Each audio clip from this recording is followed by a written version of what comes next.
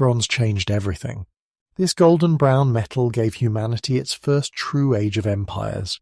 Warriors carried bronze swords into battle. Farmers harvested grain with bronze sickles. Artists carved intricate designs into bronze vessels. From the ziggurats of Mesopotamia to the pyramids of Egypt, from the palaces of Crete to the tombs of China, bronze shaped the ancient world. This metal alloy of copper and tin sparked 3,000 years of innovation, conquest, and cultural flowering that would lay the foundations for all civilizations to come. The story of the Bronze Age begins not with a single discovery, but with countless experiments in fire and stone. Somewhere around 3300 BCE, ancient metal workers made a remarkable observation. When they mixed copper with a small amount of tin, the resulting metal was harder than either element alone. This new alloy could hold a sharper edge. It could be cast into complex shapes. It resisted breaking under stress. The discovery spread slowly at first, carried by traders and wandering smiths from settlement to settlement. Within centuries, bronze technology had transformed the ancient world. Before bronze, humanity lived in the long twilight of the Stone Age. People shaped tools from flint and obsidian. They built homes from mud brick and wood. They fought with stone axes and wooden spears. Copper had been known for thousands of years, hammered cold or smelted from green malachite ore. But pure copper was soft. It bent easily. It couldn't hold an edge for long. Stone tools often worked better for cutting and scraping. The discovery of bronze changed this fundamental limitation. The earliest bronze objects appear in Anatolia and Mesopotamia. Small pins and needles emerge from archaeological layers dated to the 4th millennium BCE. These first bronzes were probably accidental discoveries. Ancient smiths noticed that some copper ores produced harder metal than others. They didn't understand that these ores contained natural traces of arsenic or tin. Through generations of trial and error, metal workers learned to identify the best ores. They developed techniques for mixing metals in proper proportions. They discovered that adding roughly 10% tin to copper produced the ideal bronze alloy.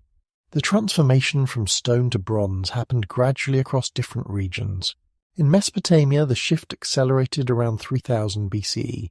Egyptian smiths mastered bronze working by 2700 BCE. The Indus Valley Civilization embraced bronze technology around 2600 BCE. Chinese cultures developed bronze independently around 2000 BCE. Each region added its own innovations and artistic traditions to bronze working. The metal became more than a tool. It became a medium for artistic expression, religious devotion, and political power. Bronze required extensive trade networks to flourish. Copper deposits were relatively common, found in Cyprus, the Sinai Peninsula, Anatolia, and many other regions. But tin was rare. The nearest major tin sources to the ancient Near East lay in Afghanistan and Cornwall, thousands of miles away. This scarcity made bronze valuable. It made trade essential. Merchants carried tin ingots across vast distances. They navigated mountain passes and desert routes. They sailed dangerous seas. The hunger for tin helped create the first international economy.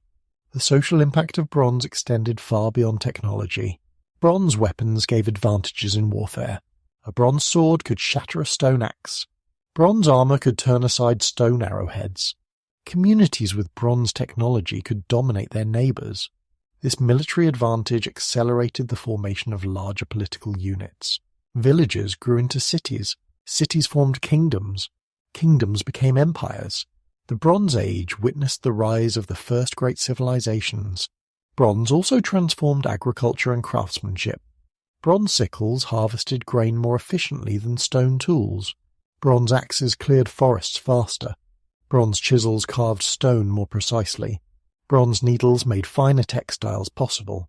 Bronze fishhooks improved fishing yields. Every aspect of daily life felt the impact of this revolutionary metal. Populations grew. Settlements expanded. Surplus production allowed for specialized professions. Society became more complex and stratified. The religious and symbolic significance of bronze shaped ancient cultures. The metal's golden shine associated it with the sun and divine power. Bronze statues depicted gods and kings. Bronze vessels held sacred offerings. Bronze mirrors reflected not just faces but souls. The ability to transform raw ore into gleaming metal seemed magical to ancient peoples. Smiths held special status in many societies. They were seen as masters of transformation, mediators between the earthly and divine realms. The process of bronze production required sophisticated knowledge and equipment. Smiths needed furnaces capable of reaching temperatures over 1,000 degrees Celsius. They needed crucibles to hold molten metal. They needed molds to shape their creations. They needed tools for finishing and polishing. The complexity of bronze working encouraged the development of specialized workshops. These workshops became centers of innovation. Techniques improved constantly. New alloys were tested. New methods of decoration emerged. The artistic achievements of the Bronze Age still inspire wonder today. Craftsmen created intricate jewelry with granulation techniques that required incredible precision. They cast massive bronze doors covered in detailed reliefs. They produced delicate vessels with walls thinner than pottery. They developed lost wax casting to create hollow statues of remarkable complexity. Each culture developed distinctive styles. Mesopotamian bronzes featured geometric patterns and cuneiform inscriptions. Egyptian bronzes depicted hieroglyphs and religious scenes. Greek bronzes celebrated human form and mythological narratives. Environmental factors played crucial roles in Bronze Age development. Climate patterns affected agricultural productivity. Warmer, wetter conditions in many regions during the early Bronze Age supported population growth. Rivers provided transportation routes and irrigation water. Coastal areas facilitated maritime trade. Mountain passes controlled overland commerce. Geography shaped the rise and fall of Bronze Age powers. Island cultures like Crete developed differently from continental empires. Steppe nomads created mobile bronze working traditions distinct from settled agricultural societies. The spread of bronze technology followed multiple pathways. Ideas moved along trade routes. Craftsmen migrated between regions. Conquering armies brought new techniques to subject populations. Marriage alliances transferred technological knowledge between royal courts. Each transmission transformed the technology. Local materials and traditions created regional variations. What began as a single innovation became thousands of distinct bronze-working traditions. Written records from the Bronze Age provide glimpses into ancient life. Cuneiform tablets from Mesopotamia record bronze transactions. Egyptian hieroglyphs describe bronze offerings to temples. Linear B tablets from Mycenaean Greece list bronze weapons in palace inventories. These texts reveal the economic importance of bronze. They show how rulers controlled bronze production. They demonstrate the metal's role in diplomacy and tribute. They document the names of bronze workers and their specialized skills. The organization of bronze production varied between cultures. In some societies, palaces controlled all metal working. Craftsmen worked as palace employees, producing goods for royal use and trade. In other regions, independent workshops operated in market economies. Some cultures developed guild systems where knowledge passed from master to apprentice. Nomadic groups created portable bronze-working traditions. Each system reflected broader social and economic structures. Warfare drove many Bronze Age innovations. The constant competition between states encouraged improvements in weapons and armor. Bronze spearheads became longer and more effective.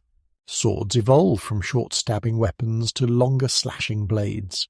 Armor progressed from simple bronze scales to complex articulated suits.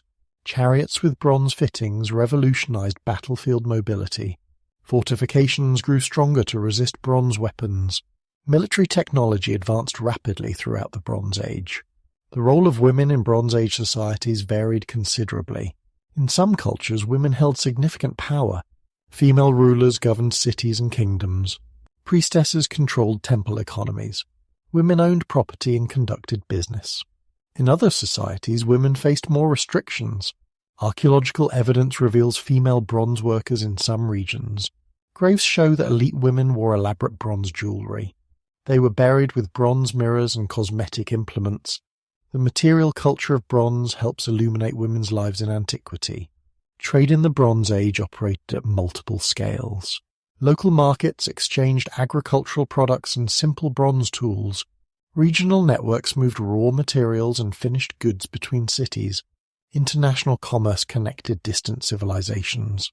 Merchants developed sophisticated credit systems. They created standard weights and measures. They established commercial law codes. The palace archives of Mari in Syria record extensive bronze trade correspondence. These letters reveal the complexity of ancient commerce. The maritime dimension of the Bronze Age deserves special attention. Ships grew larger and more seaworthy. Navigation techniques improved. Coastal settlements flourished. Pirates threatened merchant vessels. Naval warfare emerged as states competed for control of sea routes. The Eastern Mediterranean became a highway of cultural exchange. Ships carried not just bronze and tin, but ideas, technologies, and artistic styles. Maritime archaeology has recovered numerous Bronze Age shipwrecks. These vessels contained copper and tin ingots, finished bronze goods, and the personal possessions of ancient sailors. Religious practices in the Bronze Age often centered on bronze objects. Votive offerings of bronze figurines filled temple treasuries. Bronze cult statues received daily offerings of food and drink. Bronze bells called worshippers to ceremonies. Bronze incense burners perfumed sacred spaces. The production of religious bronzes required special purity and ritual observances. Some cultures believe that the gods themselves taught humans bronze working. Myths describe divine smiths forging weapons for heroes. The development of writing systems during the Bronze Age was closely connected to bronze production and trade. Scribes needed to record bronze transactions. They tracked inventory in palace storerooms. They documented the distribution of bronze tools to workers. They recorded tribute payments in bronze. The administrative needs of bronze economies encouraged literacy. Writing materials themselves sometimes involved bronze. Styluses for cuneiform tablets were often made of bronze. Bronze seals authenticated documents. Architecture in the Bronze Age reflected the availability of bronze tools. Builders could quarry stone more efficiently. They could shape wooden beams with greater precision. They could create more elaborate decorative elements. Bronze fittings strengthened wooden structures. Bronze clamps held stone blocks together. Bronze doors protected important buildings. The monumental architecture of the Bronze Age, from pyramids to palaces, depended on bronze technology. The extraction and processing of copper and tin ores shaped Bronze Age landscapes. Mining operations scarred mountainsides. Smelting furnaces consumed vast amounts of wood, contributing to deforestation. Slag heaps accumulated near production centres. Water sources were diverted for ore processing. The environmental impact of bronze production was significant. Some regions never recovered from Bronze Age deforestation. Others saw soil contamination from metal processing that persists today. Social hierarchies in the Bronze Age were reinforced by bronze access. Elites monopolized the finest bronze weapons and ornaments. They controlled bronze production centers. They regulated bronze trade. Common people might own simple bronze tools but rarely possessed bronze weapons. The ability to equip warriors with bronze arms determined military power. States that controlled tin sources held advantages over their neighbors. Bronze became both a symbol and instrument of inequality. The intellectual achievements of the Bronze Age extended beyond metallurgy. Astronomers tracked celestial movements with bronze instruments. Mathematicians developed complex calculations for bronze alloy ratios. Engineers designed sophisticated bronze mechanisms. Physicians used bronze surgical tools. The technical knowledge required for bronze working encouraged systematic thinking. It promoted the recording and transmission of knowledge. It contributed to the development of science and mathematics. Cultural exchange accelerated during the Bronze Age. Diplomatic marriages brought foreign customs to royal courts. Mercenaries carried military techniques between regions. Craftsmen travelled to learn new methods. Religious ideas spread along trade routes. Artistic styles influenced distant cultures. The Bronze Age was a time of unprecedented cultural interaction. This exchange enriched all participating civilizations. It created shared artistic vocabularies and technological standards. The economy of the Bronze Age was more complex than earlier periods. Specialized production required elaborate exchange systems. Farmers produced surplus food to support bronze workers. Bronze workers created tools that improved agricultural productivity. Merchants facilitated exchange between producers and consumers. Rulers taxed bronze production and trade. Temples accumulated bronze wealth. Credit and debt relationships developed. Market forces influenced bronze prices. Economic cycles of boom and bust affected Bronze Age states. Daily life in the Bronze Age varied enormously between regions and social classes. Farmers worked fields with bronze-edge ploughs. They lived in simple mud-brick houses. They owned few bronze items beyond basic tools. Craftsmen laboured in workshops from dawn to dusk. They lived in modest urban quarters. They took pride in their bronze-working skills. Merchants travelled constantly. They faced dangers from bandits and storms. They accumulated wealth through successful ventures. Nobles lived in palaces with bronze decorations. They wore bronze jewellery. They carried bronze weapons. They enjoyed lives of relative luxury. The health and diet of Bronze Age populations can be reconstructed from archaeological evidence. Skeletal remains show that bronze tools improved food preparation. More efficient agriculture provided better nutrition for some populations. But mining and smelting exposed workers to toxic substances. Lead and arsenic poisoning were common among bronze workers. Warfare with bronze weapons created new types of injuries. Population density in Bronze Age cities encouraged disease transmission. The Bronze Age brought both benefits and challenges to human health. Education and knowledge transmission in the Bronze Age took various forms. Elite children learned writing and mathematics. Craft apprentices studied bronze-working techniques. Priests memorized religious texts and rituals. Oral traditions preserved historical memories. Technical knowledge was often guarded as professional secrets. Some cultures developed schools for scribal training. Others relied on family-based knowledge transmission. The need to preserve and transmit bronze-working knowledge encouraged educational development. The legal systems of the Bronze Age often addressed bronze-related issues. Laws regulated bronze weights and measures. They punished the theft of bronze objects. They established penalties for debasing bronze alloys. They governed inheritance of bronze wealth. They controlled bronze weapon ownership.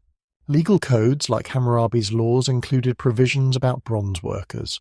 Contracts for bronze goods were legally binding. Disputes over bronze trade required legal resolution. Entertainment and leisure in the Bronze Age sometimes involved bronze objects. Musicians played bronze cymbals and bells. Athletes competed for bronze prizes. Board games used bronze playing pieces. Wealthy individuals collected bronze artworks. Bronze mirrors allowed personal grooming. Bronze vessels served wine at banquets. Bronze lamps illuminated evening gatherings. The metal enhanced both practical and pleasurable aspects of life. The relationship between Bronze Age societies and their environments was complex. Settlements located near copper deposits prospered. Communities controlling river crossings taxed bronze shipments. Coastal cities facilitated tin imports. Mountain peoples mined precious ores. Desert nomads guided caravans carrying bronze goods. Each ecological zone developed distinct relationships with bronze technology. Environmental constraints shaped technological choices. Climate changes affected bronze production and trade patterns. Innovation in the Bronze Age proceeded through multiple mechanisms. Individual inventors created new techniques. Workshops refined production methods through collective experimentation. Cultural contact introduced foreign innovations. Competition drove technological advancement. Accidents led to unexpected discoveries. Systematic experimentation improved alloy compositions. The pace of innovation varied between periods and regions. Some centuries saw rapid technological change. Others witnessed technological stagnation or regression. The spiritual and philosophical implications of bronze working influenced ancient thought. The transformation of ore into metal suggested broader possibilities for change. The mixing of copper and tin demonstrated that combining different elements could create something superior. The recycling of bronze objects showed that destruction could lead to renewal. These observations influenced religious and philosophical concepts. They contributed to ideas about transformation, combination, and cyclical renewal that appear in Bronze Age texts. Gender roles in bronze production varied between cultures. While smithing was predominantly male in most societies, women participated in many aspects of bronze working. They operated bellows for furnaces. They polished finished products. They created textile patterns for bronze casting. They managed workshop accounts. They traded bronze goods in markets. Some cultures had religious prohibitions against women touching certain bronze objects. Others allowed women full participation in bronze working. Archaeological evidence reveals female graves with bronze working tools in some regions. The sounds of the Bronze Age included the distinctive noises of metal production. Hammers rang against anvils. Bellows whooshed air into furnaces. Molten metal hissed as it poured into molds. Bronze bells chimed in temples. Bronze weapons clashed in battle. These sounds marked the rhythm of Bronze Age life. They distinguished Bronze Age settlements from their Stone Age predecessors. The acoustic landscape changed with the advent of bronze technology. Transportation technology advanced significantly during the Bronze Age. Bronze fittings strengthened wheel hubs. Bronze bits controlled horses more effectively. Bronze tools built better boats. Bronze weapons protected trade caravans. The improvement in transportation facilitated bronze trade. It allowed for larger political units. It enabled military campaigns over greater distances. It promoted cultural exchange. The Bronze Age was an era of increasing mobility. The measurement and standardization systems of the Bronze Age often related to bronze trade. Standard weights were cast in bronze. Bronze vessels served as volume measures. Bronze rods defined length units. The need for fair trade encouraged standardization. Different regions developed distinct measurement systems. These systems sometimes came into conflict. The reconciliation of different standards required mathematical sophistication. Bronze Age merchants needed to convert between measurement systems. Artistic traditions in the Bronze Age reflected cultural values and beliefs. Geometric patterns on bronze objects carried symbolic meanings. Figurative decorations told mythological stories. Inscriptions proclaimed royal achievements. The style of bronze objects indicated their origin. Artistic influences travelled along trade routes. Local traditions adapted foreign motifs. The evolution of bronze art provides insights into cultural change. It reveals patterns of influence and resistance. The preservation of Bronze Age heritage occurred through various means. Some cultures deliberately buried bronze hoards. These deposits preserved wealth for future recovery. They offered gifts to deities. They removed objects from circulation during times of crisis. Other bronzes survived through continuous use and repair. Temple treasuries maintained ancient bronzes for centuries. Royal collections preserved ancestral bronzes. The durability of bronze ensured that many objects survived to modern times. Technological limitations shaped Bronze Age societies. The temperature requirements for bronze production limited workshop locations. The scarcity of tin created vulnerabilities. The difficulty of working bronze restricted what could be manufactured. These limitations influenced social organization. They affected settlement patterns. They shaped trade relationships. They determined military capabilities. Understanding these constraints helps explain Bronze Age historical developments. The end of the Bronze Age began gradually in different regions. Around 1200 BCE, the eastern Mediterranean experienced widespread disruption. Palaces burned. Trade routes collapsed. Bronze production declined. The reasons for this collapse remain debated. Climate change reduced agricultural yields. Earthquakes destroyed cities. Internal conflicts weakened states. New peoples migrated into settled regions. The mysterious sea peoples attacked coastal settlements. Whatever the causes, the elaborate Bronze Age systems broke down. Iron technology emerged during the Late Bronze Age. Initially, iron was rarer and more valuable than bronze. Early iron objects were made from meteoritic iron. The technology for smelting iron ore developed slowly. Iron requires higher temperatures than bronze to work. It cannot be cast like bronze, but iron ore was far more common than tin. As iron working techniques improved, iron tools and weapons became superior to bronze.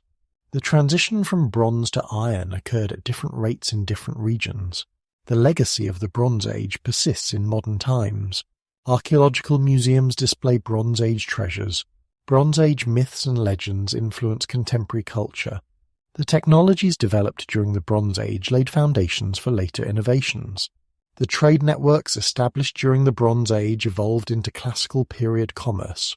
The writing systems created during the Bronze Age developed into modern scripts. The cities founded during the Bronze Age became centers of later civilizations. The Near Eastern cradle, Mesopotamia, stands as the birthplace of bronze civilization. Between the Tigris and Euphrates rivers, the world's first cities rose from mud-flat marshes and alluvial plains. Here, in the land the Greeks would later call Mesopotamia, meaning between rivers, bronze technology merged with urban life to create humanity's first complex societies. The fertile soil, deposited by annual floods, supported dense populations. These populations required organization. They needed leadership. They demanded innovation. Bronze provided the tools and weapons that made Mesopotamian civilization possible. The Sumerians pioneered bronze use in southern Mesopotamia. By 3500 BCE, the first Sumerian cities had emerged. Uruk, Ur, Lagash, and Eridu grew from villages into urban centers. Each city controlled surrounding agricultural land. Each developed distinct traditions and patron deities. But all shared a common material culture centered on bronze. Sumerian smiths created the first standardized bronze tools. They developed techniques that would spread throughout the ancient world. They established workshops that operated continuously for centuries. The geography of Mesopotamia presented unique challenges for bronze production. The region lacked metal ores. No copper deposits existed in the alluvial plains. No tin sources lay within hundreds of miles. Every ounce of bronze required imported materials. This scarcity made bronze precious. It made trade essential. It encouraged efficiency and recycling. Broken bronze objects were melted down and recast. Nothing was wasted.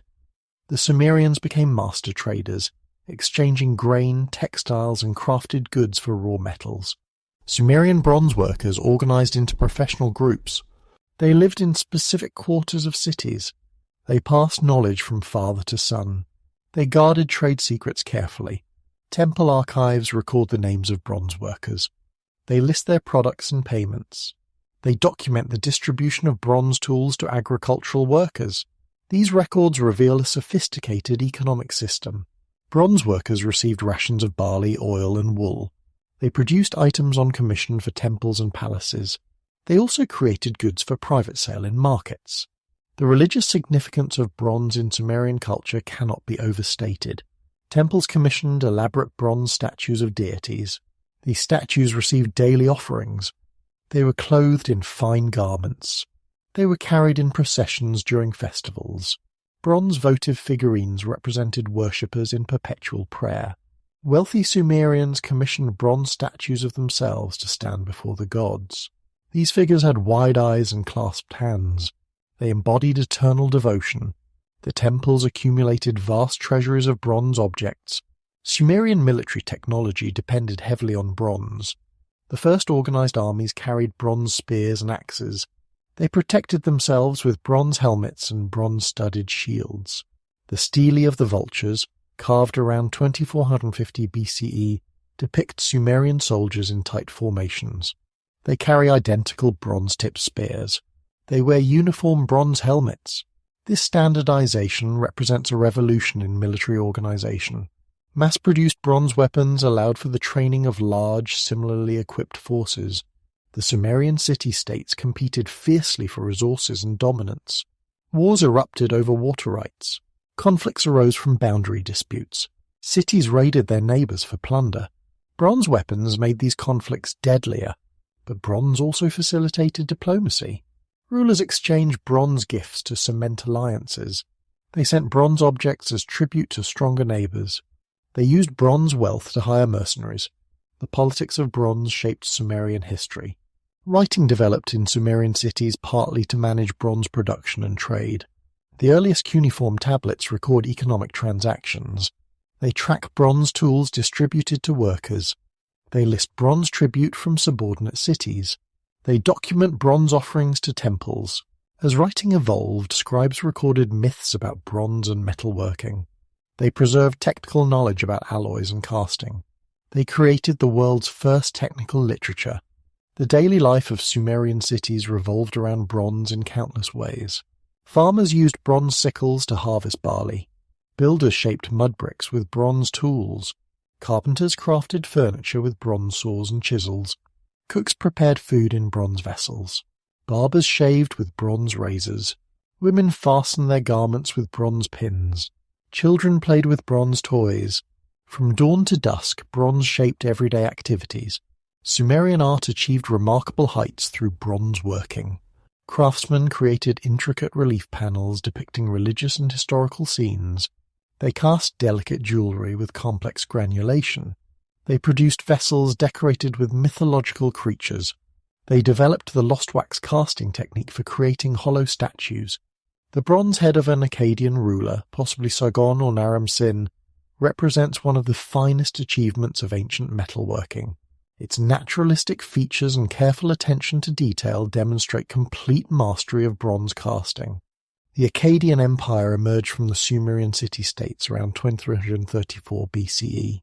Sargon of Akkad conquered the Sumerian cities one by one. He created the world's first multi-ethnic empire. His success depended partly on superior bronze weapons and military organization. Akkadian smiths improved on Sumerian techniques. They created stronger alloys. They developed new weapon designs. The Akkadian military machine required enormous quantities of bronze. Imperial workshops operated at unprecedented scales. Sargon's empire stretched from the Persian Gulf to the Mediterranean Sea. This vast territory encompassed diverse bronze working traditions. Akkadian administrators standardized weights and measures. They established quality controls for bronze production. They regulated trade in metals. They created the first international bronze economy. Akkadian merchants traveled to Anatolia for copper. They journeyed to Afghanistan for tin. They sailed to Dilmun, modern Bahrain, for transshipment of goods. The Akkadian period witnessed significant innovations in bronze technology. Smiths experimented with different alloy compositions. They discovered that adding small amounts of lead improved casting properties. They developed techniques for creating larger bronze sculptures. They refined methods for joining bronze pieces. The technical knowledge accumulated during the Akkadian period influenced metalworking for millennia. Naram-Sin, Sargon's grandson, expanded the empire further. His victory stele shows him wearing a horned helmet, a symbol of divinity. His soldiers carry bronze weapons. His enemies fall before Akkadian bronze spears. The stele itself demonstrates the Akkadian mastery of stone carving, made possible by bronze tools. Naram-Sin's reign marked the height of Akkadian power. Bronze tribute flowed from conquered territories. Imperial workshops produced luxury goods for the elite. The Akkadian Empire's collapse around 2154 BCE disrupted bronze production networks. Climate change brought severe droughts. Crop failures led to famines. Barbarian invasions destroyed cities. Central authority collapsed. Local rulers hoarded bronze resources. Trade routes became unsafe. The sophisticated bronze economy fragmented. Some techniques were lost. Others survived in isolated workshops. The disruption demonstrates how dependent Bronze Age civilization had become on stable bronze supplies. The Gutians, mountain peoples from the Zagros range, dominated Mesopotamia after the Akkadian collapse. They controlled the region for nearly a century. The Gutians were less sophisticated in bronze working than their predecessors. They plundered existing bronze treasures rather than creating new ones. They disrupted trade networks. They allowed infrastructure to decay. The Gutian period represents a dark age in Mesopotamian bronze production. Few bronze objects from this era survive. The Sumerian Renaissance began with the expulsion of the Gutians around 2112 BCE. Ur-Nammu established the third dynasty of Ur. This period, known as Ur III, witnessed a revival of bronze working. Ur-Nammu and his successors rebuilt temples. They commissioned bronze statues and vessels. They re-established trade networks. They created law codes that regulated bronze workers. The Code of Ur-Nammu, the world's oldest known law code, includes provisions about bronze theft and fraud. The city of Ur became the center of a centralized state. Its rulers controlled all aspects of bronze production. Palace workshops employed hundreds of smiths. Temple workshops produced religious objects. Military workshops manufactured weapons. Agricultural workshops created tools. This specialization improved efficiency and quality. The earthy texts provide detailed information about bronze working. They record the names of individual craftsmen. They list materials used. They describe production quotas. The ziggurat of Ur, built during this period, required bronze tools for its construction. Workers used bronze chisels to shape bricks. They used bronze saws to cut wooden beams. They used bronze vessels to mix bitumen mortar. Bronze clamps reinforced the structure. Bronze doors protected sacred spaces. The ziggurat stood as a monument to Bronze Age engineering. Its construction demonstrated the organizational capabilities of the earthly state. Trade during the Earthreid period reached new levels of sophistication. Merchants used bronze weights standardized across the empire. They sealed contracts with bronze cylinder seals. They paid taxes in bronze. They invested profits in bronze treasures. The merchant archives from Ur record thousands of transactions. They reveal trade networks extending from India to Egypt. They document the flow of copper from Cyprus and tin from Central Asia. The social structure of Ur-3 society reflected bronze's importance. At the top, the Lugal, king, controlled bronze resources. Below him, the Ensi, governors, managed provincial bronze production. Priests oversaw temple workshops. Military commanders distributed bronze weapons. Merchants facilitated bronze trade. Craftsmen produced bronze goods. Farmers received bronze tools. Slaves labored in mines and smelters. Each level of society had specific relationships with bronze.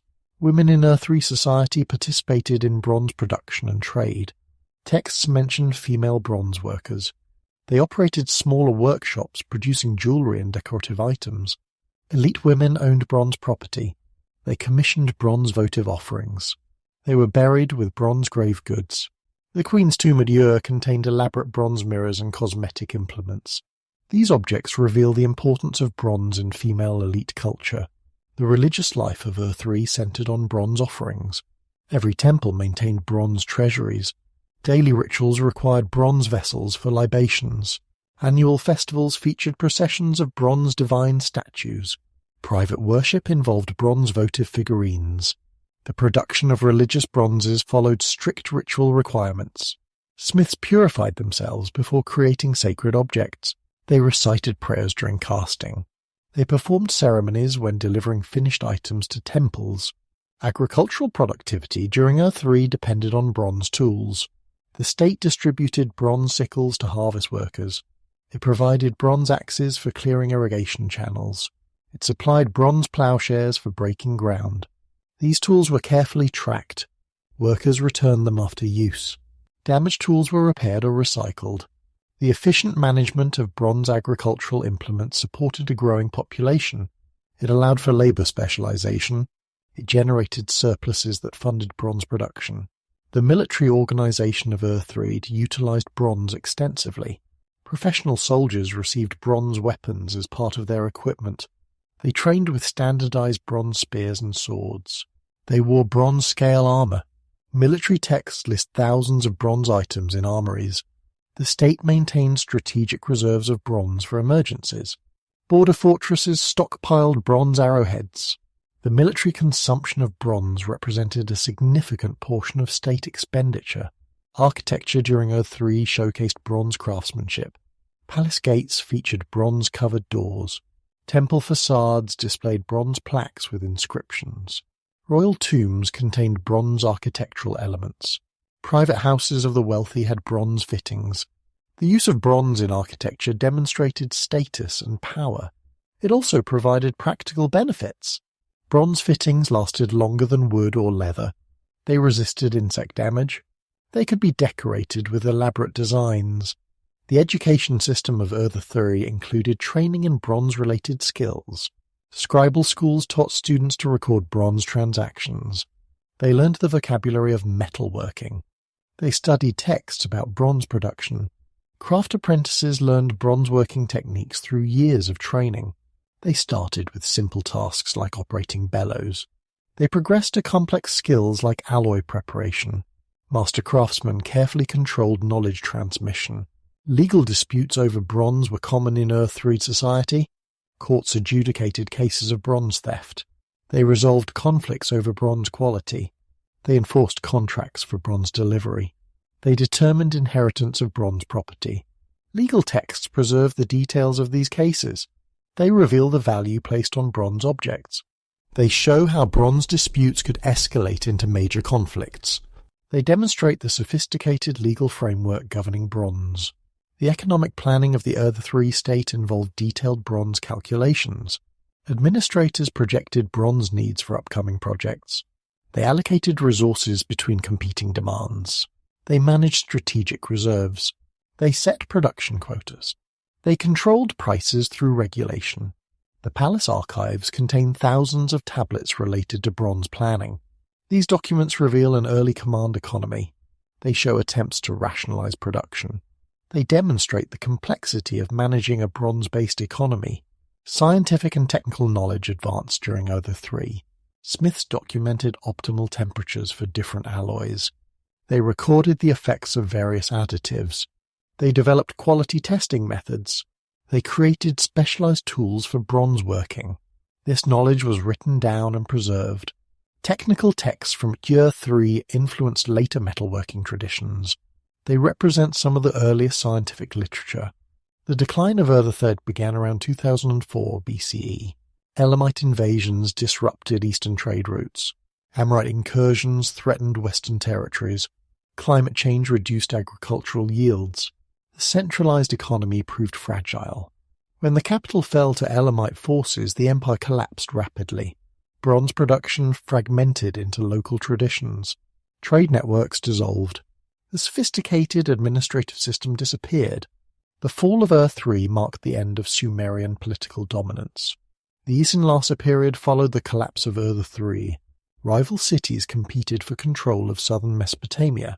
Each maintained independent bronze workshops. They developed distinct artistic styles. They competed for access to trade routes. This competition stimulated innovation. New techniques emerged. Quality improved through rivalry. The period demonstrates how political fragmentation could encourage technological development. The Old Babylonian period began with Hammurabi's conquests around 1792 BCE. Babylon emerged as the dominant power in Mesopotamia. Hammurabi's law code addressed bronze working extensively. It set prices for bronze goods. It established penalties for bronze fraud. It regulated bronze worker wages. The code reveals a complex bronze economy. It shows how integral bronze had become to Mesopotamian society. Babylonian bronze workers achieved new artistic heights. They created elaborate ceremonial weapons.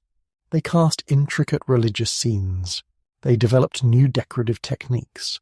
The bronze work from Mari, a city conquered by Hammurabi, shows remarkable sophistication. Palace bronzes depicted royal ceremonies. Temple bronzes illustrated mythological narratives. Private bronzes revealed daily life. These objects provide windows into Babylonian culture. Babylonian bronze workers achieved new artistic heights. They created elaborate ceremonial weapons.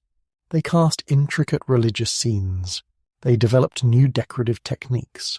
The bronze work from Mari, a city conquered by Hammurabi, shows remarkable sophistication. Palace bronzes depicted royal ceremonies. Temple bronzes illustrated mythological narratives. Private bronzes revealed daily life. These objects provide windows into Babylonian culture. The international dimensions of Babylonian bronze trade expanded significantly. Diplomatic correspondence from Mari records bronze gifts between rulers. Treaties included provisions for bronze trade. Military alliances involved bronze tribute. The Amarna letters, though from a later period, show the continuation of these bronze diplomacy traditions. Bronze bound the ancient Near East together in networks of exchange and obligation. Mathematical and astronomical knowledge in Babylonia related to bronze production. Astronomers used bronze instruments for observations. Mathematicians calculated alloy ratios. Engineers designed bronze mechanisms. The famous Babylonian mathematical texts include problems about bronze mixing. They demonstrate the mathematical sophistication required for bronze working. They show how practical needs drove theoretical development. The Kassite period began around 1595 BCE when Babylon fell to Hittite raiders. The Kassites, originally from the Zagros Mountains, ruled Babylonia for over 4 centuries. They adopted Mesopotamian bronze-working traditions while adding their own innovations. Kassite bronzes show distinctive stylistic features. They favoured geometric patterns. They developed new casting techniques. They created bronze weights in animal shapes. The Kassite period represents cultural fusion in bronze working. Kassite rulers maintained the ancient bronze trade routes. They corresponded with Egyptian pharaohs about bronze gifts. They traded with Assyrian merchants for tin. They imported copper from Cyprus. They exported finished bronze goods throughout the Near East. The stability of Kassite rule allowed bronze production to flourish. Workshops operated continuously for generations. Technical knowledge accumulated steadily. The religious practices of Kassite Babylonia involved elaborate bronze rituals. Temples commissioned massive bronze cult statues. These statues were treated as living beings. They were fed daily meals. They were dressed in fine garments. They were carried to visit other temples. The care of bronze cult statues required specialized priests. These priests performed purification rituals.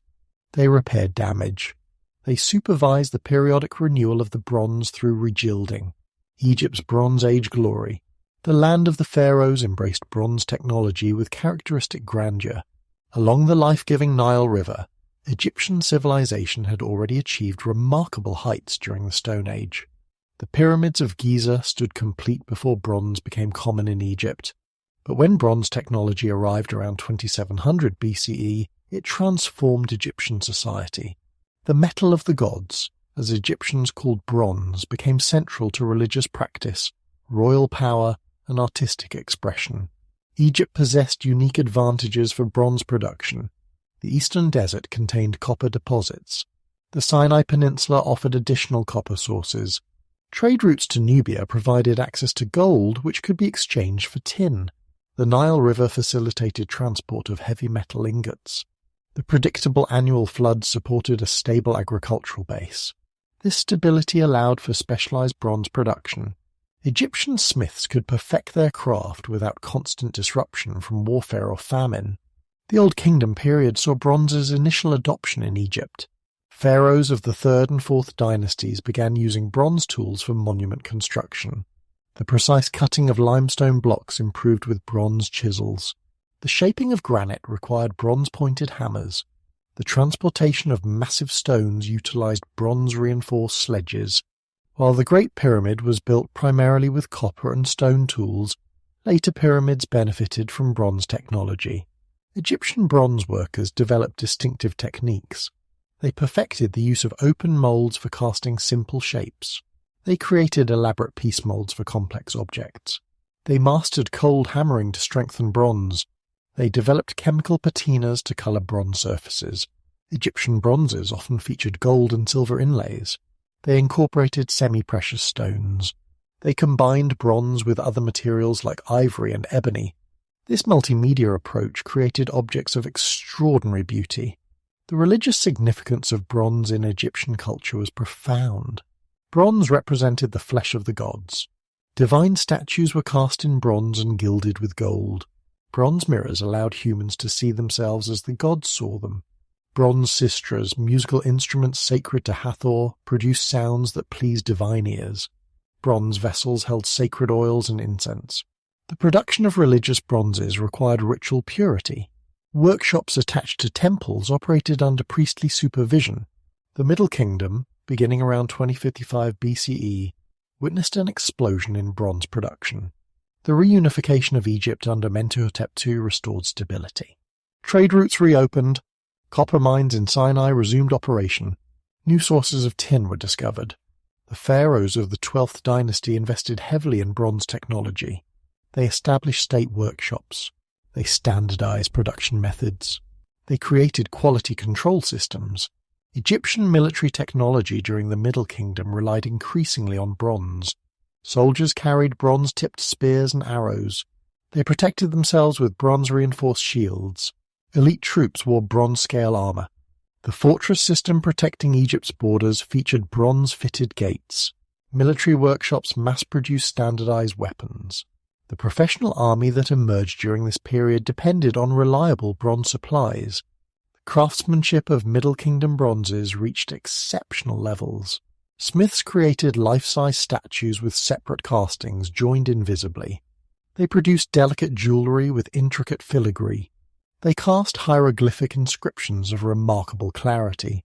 The bronze statue of Amenemhat III from Hawara demonstrates complete mastery of the medium. Its realistic features and perfect proportions represent the height of ancient bronze casting. Trade relationships during the Middle Kingdom expanded Egypt's bronze horizons. Egyptian merchants sailed to Byblos for Lebanese cedar and tin from further east. They travelled to Crete, exchanging bronze objects for Minoan goods. They ventured south to Nubia for exotic materials. They maintained diplomatic relations with Near Eastern kingdoms through bronze gift exchange. The tale of Sinuhe, a literary work from this period, describes bronze objects among diplomatic gifts. The Second Intermediate Period brought disruption to Egyptian bronze production. The Hyksos, foreign rulers from the Levant, controlled northern Egypt. They introduced new bronze working techniques from Asia. They brought the horse and chariot to Egypt. They used composite bows with bronze arrowheads. The conflict between Hyksos rulers and Theban princes involved bronze weapons on both sides. This period of division stimulated military innovation in bronze technology. The new kingdom emerged from the expulsion of the Hyksos around 1550 BCE. This era represents the pinnacle of Egyptian bronze achievement. The pharaohs of the 18th dynasty controlled vast resources. They conquered territories rich in copper. They established trade networks reaching to the ends of the known world. They commissioned bronze works of unprecedented scale and sophistication.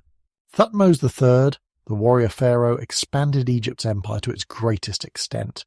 His military campaigns required enormous quantities of bronze. Egyptian armories produced thousands of bronze weapons. Military scribes recorded bronze tribute from conquered cities. The walls of Karnak Temple display lists of bronze objects seized in warfare. These inscriptions reveal the scale of bronze wealth flowing into Egypt. The workshop of the royal tomb builders at Deir el-Medina provides insights into bronze use. Archaeological excavations have recovered bronze tools used by craftsmen. Bronze chisels carved royal tombs. Bronze saws cut wooden sarcophagi. Bronze mirrors allowed artists to work in dark tomb chambers. Bronze vessels held pigments for painting. The workers received bronze tools as part of their wages. They repaired and maintained these tools carefully. Hatshepsut, the female pharaoh, promoted peaceful bronze trade over military conquest. Her expedition to Punt brought back exotic materials for bronze alloys. Her building projects required vast quantities of bronze tools.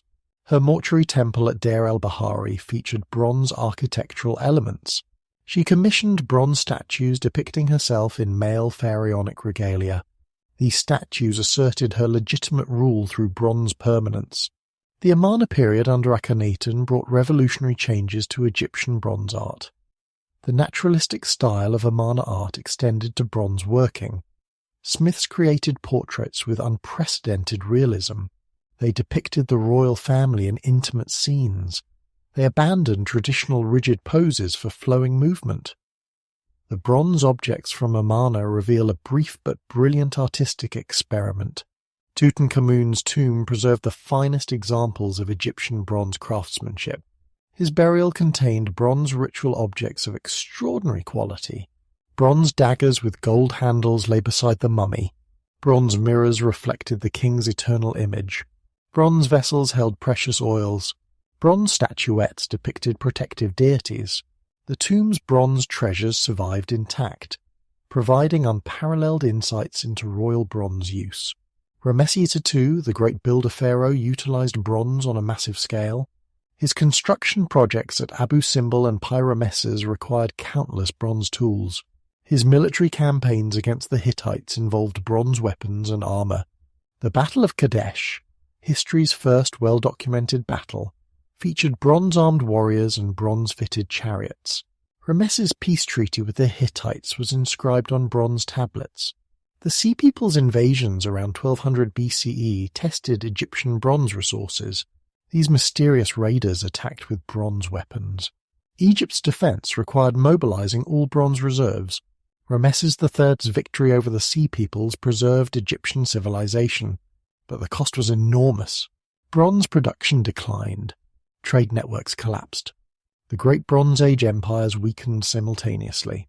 Egyptian bronze technology influenced neighbouring cultures profoundly. Nubian smiths learned Egyptian techniques. Libyan warriors adopted Egyptian bronze weapons. Palestinian craftsmen imitated Egyptian styles. Aegean artists incorporated Egyptian motifs. The influence spread through trade, diplomacy, and conquest. Egyptian bronze objects have been found from Britain to India, testament to their value and influence. The daily life of ancient Egyptians involved bronze in countless ways. Farmers used bronze sickles to harvest grain along the Nile. Fishermen cast bronze hooks into the river. Butchers carved meat with bronze knives. Bakers shaped bread with bronze moulds. Brewers stirred beer in bronze vats. Weavers used bronze needles for fine linen. Scribes sharpened reed pens with bronze knives. Every profession had its bronze tools. Egyptian medicine utilized bronze instruments extensively. Physicians performed surgery with bronze scalpels. They extracted teeth with bronze forceps. They mixed medicines in bronze mortars. They applied treatments with bronze spatulas. Medical papyri describe bronze tools for various procedures. The Edwin Smith Papyrus mentions bronze instruments for treating wounds. The Ebers Papyrus prescribes bronze vessels for preparing remedies. The role of women in Egyptian bronze production was significant. Female workers polished bronze objects in workshops. Priestesses carried bronze sistras in temple ceremonies. Royal women commissioned elaborate bronze jewellery. Queens were buried with bronze mirrors and cosmetic implements. The tomb of Queen Atifes contained bronze razors and manicure tools. These objects reveal the importance of bronze in female grooming and beauty practices. Egyptian metallurgical knowledge was sophisticated and systematic. Smiths understood the properties of different alloys. They knew that adding tin created harder bronze. They discovered that lead improved casting properties. They experimented with arsenic bronze before tin bronze became standard. They developed techniques for recycling bronze efficiently. They created quality testing procedures. This knowledge was recorded in technical texts, some of which survive in fragmentary form. The organization of Egyptian bronze production was highly centralized. The pharaoh controlled major copper mines. Royal workshops produced luxury items. Temple workshops created religious objects. Military workshops manufactured weapons. Provincial workshops made agricultural tools. Each workshop had specialized functions. Master craftsmen supervised production. Apprentices learned through years of training. Scribes recorded materials and output. Egyptian bronze art achieved distinctive characteristics. Figures were depicted in traditional poses with idealized features. Hieroglyphic inscriptions identified individuals and their titles. Religious symbols provided magical protection. Royal insignia indicated status and power. Animals were portrayed with careful attention to detail. The style remained remarkably consistent across centuries, reflecting Egyptian cultural conservatism. The economic impact of bronze in Egypt was transformative. Bronze tools increased agricultural productivity. Bronze weapons enabled territorial expansion. Bronze trade goods generated wealth. Bronze tribute demonstrated political dominance. The control of bronze resources determined state power. Economic texts record bronze prices and wages. They show that bronze objects were valuable but accessible to middle-class Egyptians. Egyptian bronze technology faced several challenges. The scarcity of tin required extensive trade networks. The heat required for bronze casting was difficult to achieve in the desert climate. The transportation of heavy bronze objects strained logistics. The maintenance of bronze in Egypt's dry climate required special treatments. These challenges stimulated innovation and organization. The religious calendar of ancient Egypt featured bronze prominently. Annual festivals required bronze cult statues to be paraded. Daily temple rituals used bronze vessels for offerings. Funeral ceremonies included bronze objects for the afterlife. Private worship involved bronze amulets for protection. The production schedule of bronze workshops aligned with religious needs. Special bronzes were created for specific festivals. Egyptian bronze weapons evolved continuously throughout the Bronze Age. Early bronze daggers were short and leaf-shaped. Middle Kingdom swords became longer and straighter. New Kingdom Khopesh swords featured curved blades. Bronze arrowheads progressed from simple triangular shapes to complex barbed designs. Armor evolved from bronze-reinforced leather to bronze scales. These developments reflected both technological advancement and tactical innovation. The international reputation of Egyptian bronzes was exceptional. Foreign rulers requested Egyptian bronze objects as diplomatic gifts. Merchants travelled great distances to acquire Egyptian bronzes. Craftsmen in other lands imitated Egyptian styles. The distinctive blue-green patina of Egyptian bronzes became fashionable. Egyptian bronze objects served as status symbols throughout the ancient world. The decline of bronze's dominance in Egypt occurred gradually. Iron tools began appearing during the Third Intermediate Period. Initially, iron was more valuable than bronze. It was used for ceremonial objects rather than practical tools, but as iron working techniques improved, iron tools proved superior for many purposes. Bronze remained important for art and religious objects. It never completely disappeared from Egyptian culture. The Aegean world, the wine-dark sea, as Homer would later call it, witnessed the rise of Europe's first bronze civilizations. The Aegean Sea, dotted with islands and bordered by mountainous coastlines, created a unique environment for Bronze Age development. Here, maritime trade routes connected diverse cultures. Island communities developed distinct traditions. Palace civilizations emerged on Crete and mainland Greece. The Aegean Bronze Age produced art of extraordinary beauty and sophistication that continues to captivate modern observers. Crete emerged as the center of Aegean bronze civilization. The island's strategic location controlled sea routes between Europe, Asia, and Africa. Its mountains contained copper deposits. Its forests provided fuel for smelting. Its harbors sheltered merchant fleets. Around 3000 BCE, Cretan communities began working bronze. By 2000 BCE, the palace civilization we call Minoan had developed. This culture, named after the legendary king Minos, created Europe's first urban centers. The Minoan palaces at Knossos, Phaistos, Malea, and Zakros were marvels of Bronze Age engineering. These structures featured multiple stories arranged around central courtyards. They contained hundreds of rooms for storage, workshops, and administration. They had sophisticated drainage systems with bronze pipes. They featured light wells and ventilation shafts. The palaces served as economic, religious, and political centers. They controlled bronze production and distribution across the island. Minoan bronze workers achieved remarkable artistic heights. They created delicate jewelry featuring minute granulation. They cast elaborate ritual vessels decorated with marine motifs.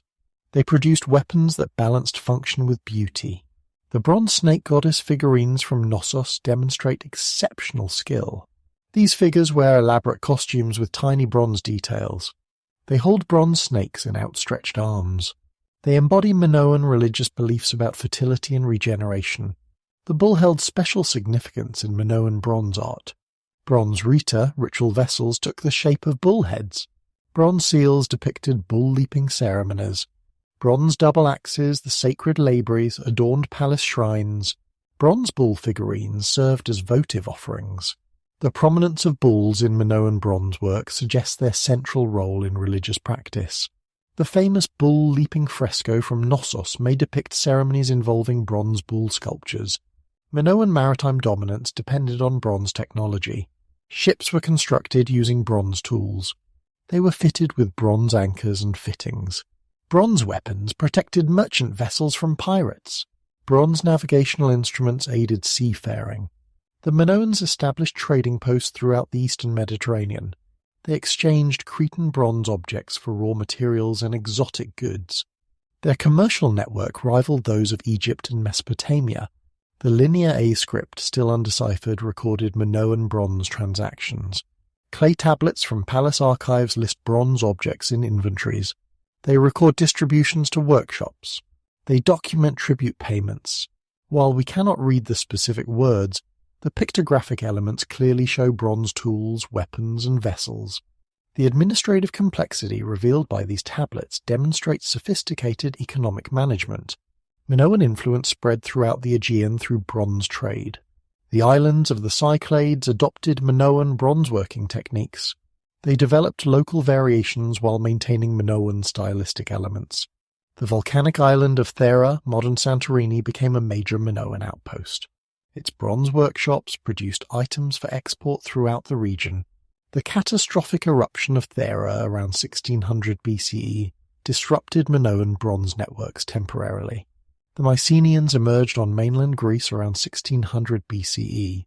These Indo-European speakers brought new bronze-working traditions. They combined their techniques with Minoan influences to create a distinctive culture. The shaft graves at Mycenae contained extraordinary bronze treasures. Bronze swords with gold and silver inlays lay beside warrior burials. Bronze daggers depicted elaborate hunting scenes. Bronze vessels of Minoan style indicated trade relationships. Mycenaean bronze armor represents a military revolution. The Dendra panoply, discovered in a tomb near Mycenae, preserves a complete bronze suit of armor. It includes a bronze cuirass, shoulder guards, and neck protection. Bronze greaves protected the legs. A bronze helmet with cheek guards covered the head. This armor weighed over 15 kilograms but provided exceptional protection. Only elite warriors could afford such equipment. The palace economies of Mycenaean Greece centered on bronze production. The Linear B tablets deciphered in the 1950s provide detailed information about bronze working. They list bronzesmiths by name and location. They record bronze allocations to different workshops. They document bronze tribute from subordinate territories. The palace at Pylos alone employed over 400 bronze workers. These craftsmen produced everything from weapons to agricultural tools. Mycenaean bronze weapons evolved rapidly through constant warfare. Early swords were long rapiers designed for thrusting. Later designs featured leaf-shaped blades for cutting. Spearheads became longer and more varied in design. Arrowheads developed specialized shapes for different purposes. Bronze horse bits and chariot fittings enabled mobile warfare. The militaristic nature of Mycenaean society drove continuous innovation in bronze weaponry. The bronze tripod cauldrons of the Mycenaean period represent prestigious objects. These three-legged vessels stood over a meter tall. They were cast in sections and carefully joined.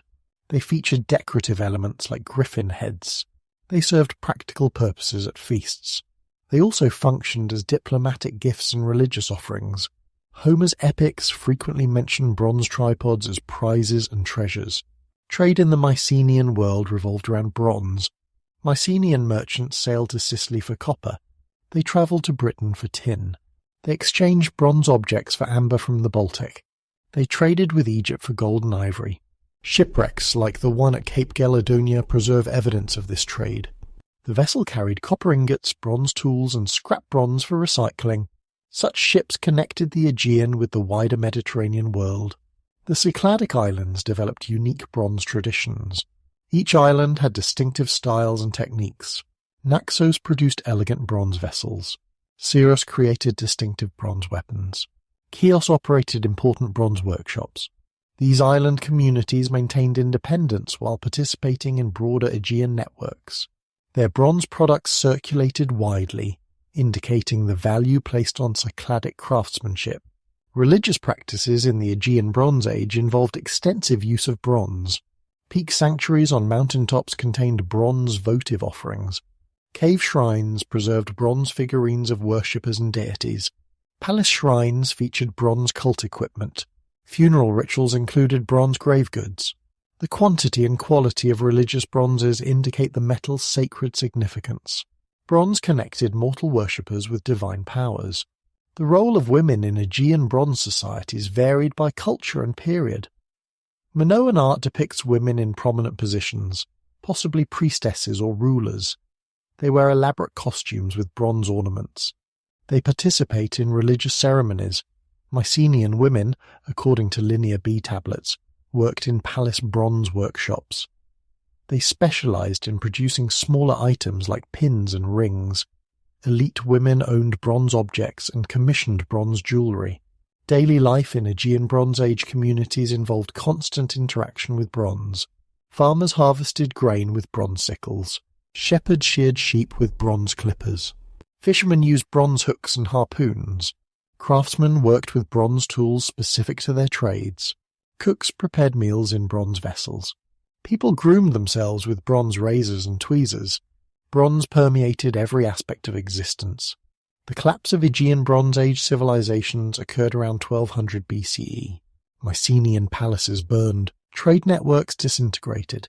Bronze production declined dramatically. The causes remain debated among scholars. Invasions, internal conflicts, climate change, and systems collapse all played roles. The sophisticated palace economies proved fragile. When central authority failed, specialized bronze production became impossible.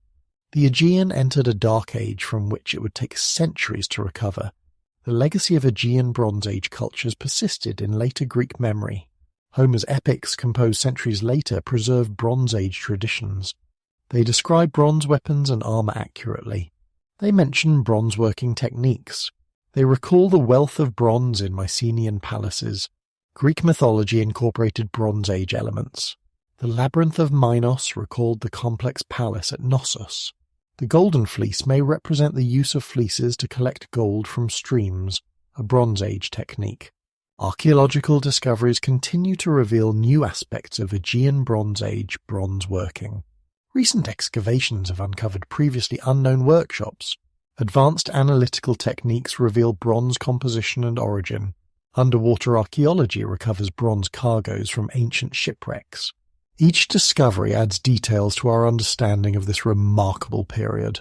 The Aegean Bronze Age stands as one of humanity's great cultural achievements. Anatolia and the Hittites. The Anatolian Plateau, a vast highland stretching across modern Turkey, played a pivotal role in Bronze Age history. This rugged landscape, rich in metal ores, became one of the earliest centers of bronze production. Here, numerous cultures experimented with metallurgy. Trade routes crossed the peninsula carrying ideas and innovations. Eventually, the Hittite Empire would emerge from this cultural crucible to become one of the Bronze Age's great powers. Early Bronze Age Anatolia consisted of numerous small city-states and kingdoms. Each controlled local resources and trade routes. Troy, commanding the Dardanelles, grew wealthy from maritime commerce. Alasarhuyuk in central Anatolia produced elaborate bronze standards. Arslan-Tepe in the east controlled copper sources. These communities developed sophisticated bronze-working traditions. They created distinctive artistic styles.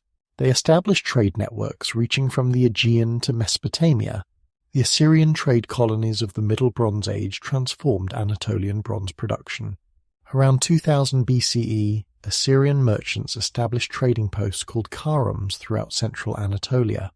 The largest was at Kultepe, ancient Karnish. These merchants brought tin from the east. They exchanged it for Anatolian copper and silver. They introduced cuneiform writing to record transactions. Thousands of clay tablets from Kultepe document this bronze trade. The Assyrian merchants operated sophisticated businesses. They formed partnerships and joint ventures. They extended credit and charged interest. They ensured shipments against loss. They dealt with local rulers and paid taxes. Their correspondence reveals the complexity of Bronze Age commerce. Letters discuss bronze prices, quality standards, and delivery schedules. They complain about competition and celebrate profitable deals. These texts provide unparalleled insights into ancient business practices. Local Anatolian rulers benefited from the Assyrian trade. They taxed bronze shipments passing through their territories. They commissioned luxury bronze objects from improved techniques. They equipped their armies with better bronze weapons. They accumulated bronze treasures as symbols of power. The wealth generated by bronze trade allowed for political consolidation. Smaller states merged into larger kingdoms. The foundations for empire were being laid.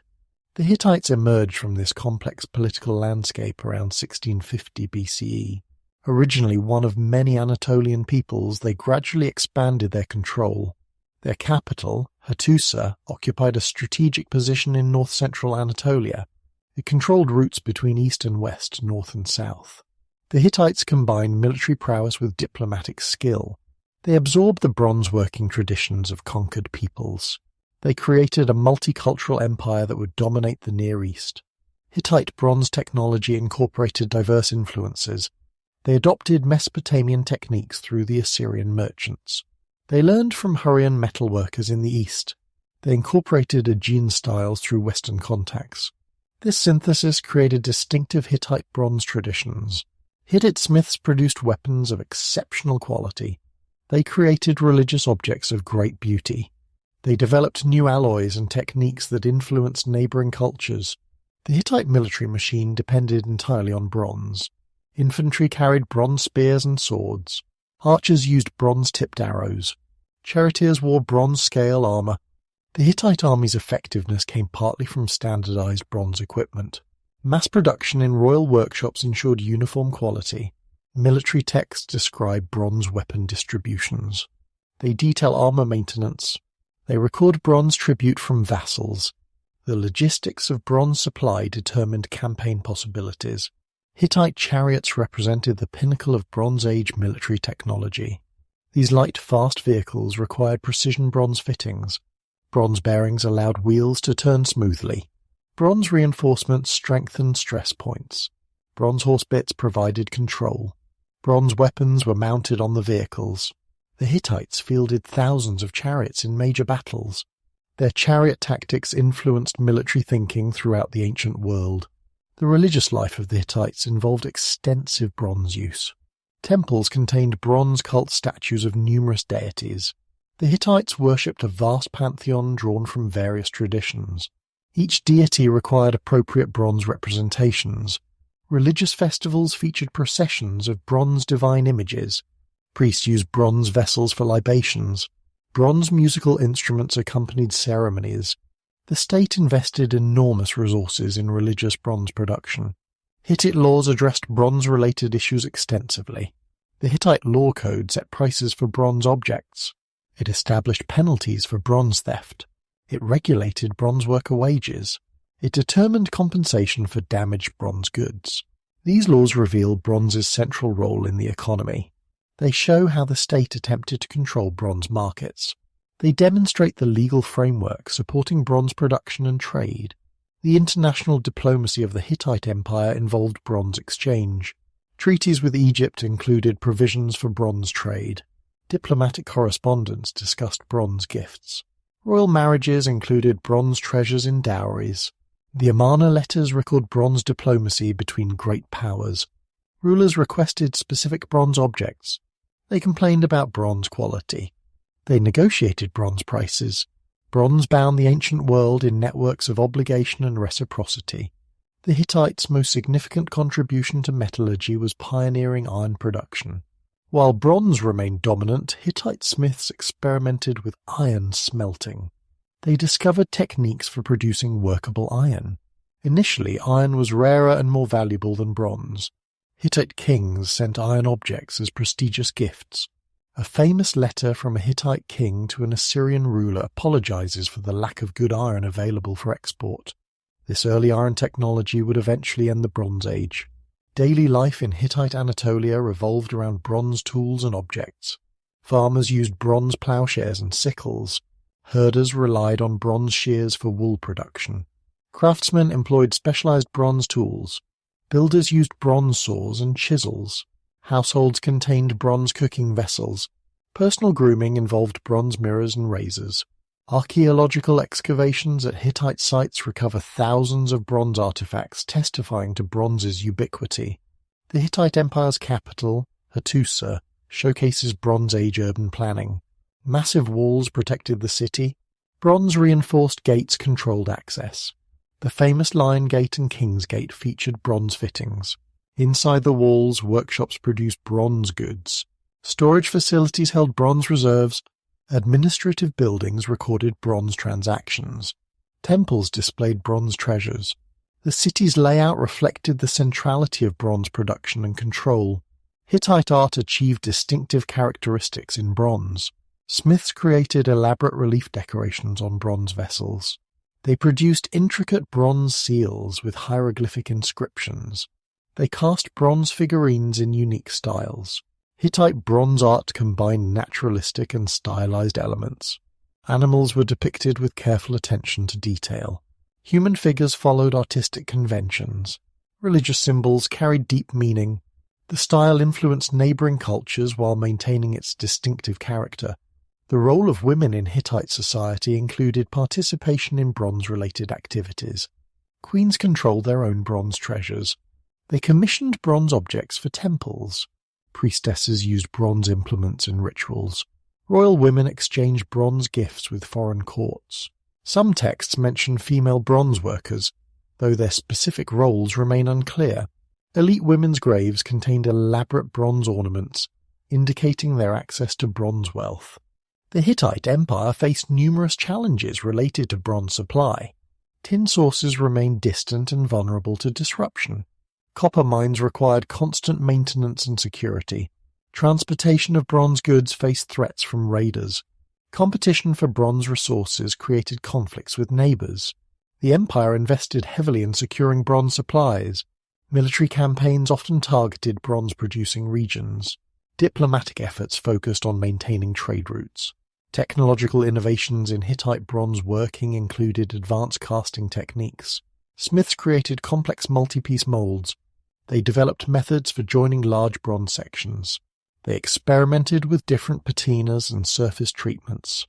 They created bronze alloys optimized for specific purposes. Weapons used harder alloys for durability. Decorative objects employed alloys that took fine detail. This specialization improved both function and aesthetics. The Hittite Empire's collapse around 1180 BCE ended a major Bronze Age power. The capital Hattusa burned. Provincial cities were abandoned. Bronze production centers ceased operation. The causes included invasions by the Sea Peoples, internal conflicts, and climate change. The sophisticated bronze economy fragmented. Local communities reverted to simpler bronze working traditions. The technological knowledge accumulated over centuries was partially lost. The legacy of Hittite bronze working survived in successor states.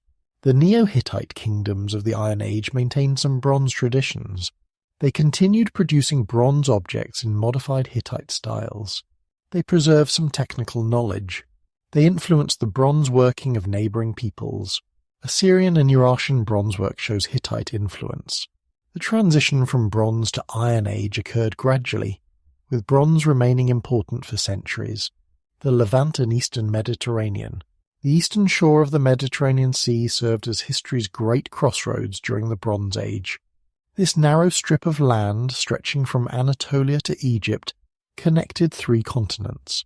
Here, merchants, armies, and ideas converged. The Levant city-states never formed vast empires, but their influence spread throughout the ancient world. Their mastery of bronze working and maritime trade shaped Bronze Age civilization profoundly. The geography of the Levant encouraged commercial development. Natural harbours dotted the coastline. Mountain passes funneled overland trade. The region lacked major river systems but possessed adequate rainfall for agriculture. Cedar forests in Lebanon provided valuable timber. Copper deposits in the Araba Valley supplied raw material. The Levant's position between great powers made neutrality difficult but trade profitable. Early Bronze Age cities in the Levant developed sophisticated urban cultures. Byblos established trade relations with Egypt before 3000 BCE. Ebla in inland Syria controlled vast commercial networks. These cities grew wealthy from bronze trade. They developed writing systems to record transactions. They created distinctive artistic traditions. They built impressive fortifications. The prosperity of these early cities demonstrates bronze's economic importance. The city of Byblos maintained special relationships with Egypt throughout the Bronze Age. Egyptian texts call it Kepni or Gubla. Byblos exported cedar wood essential for Egyptian construction. It imported Egyptian bronze objects and raw materials. It served as an intermediary for goods from further north. The rulers of Byblos used Egyptian titles and hieroglyphic inscriptions. They were buried with Egyptian bronze treasures. This relationship enriched both parties for millennia. Ugarit on the Syrian coast became a major Bronze Age commercial hub. The city controlled excellent harbours. It sat at the intersection of major trade routes. Merchants from across the ancient world gathered in its markets. The city's archives, written in multiple scripts and languages, record international bronze trade. Letters discuss tin shipments from the east. They document copper from Cyprus. They list finished bronze goods for export. Ugarit's cosmopolitan character reflected Bronze Age internationalism. The Canaanite city-states of the southern Levant developed distinctive bronze traditions. Each city controlled surrounding agricultural land.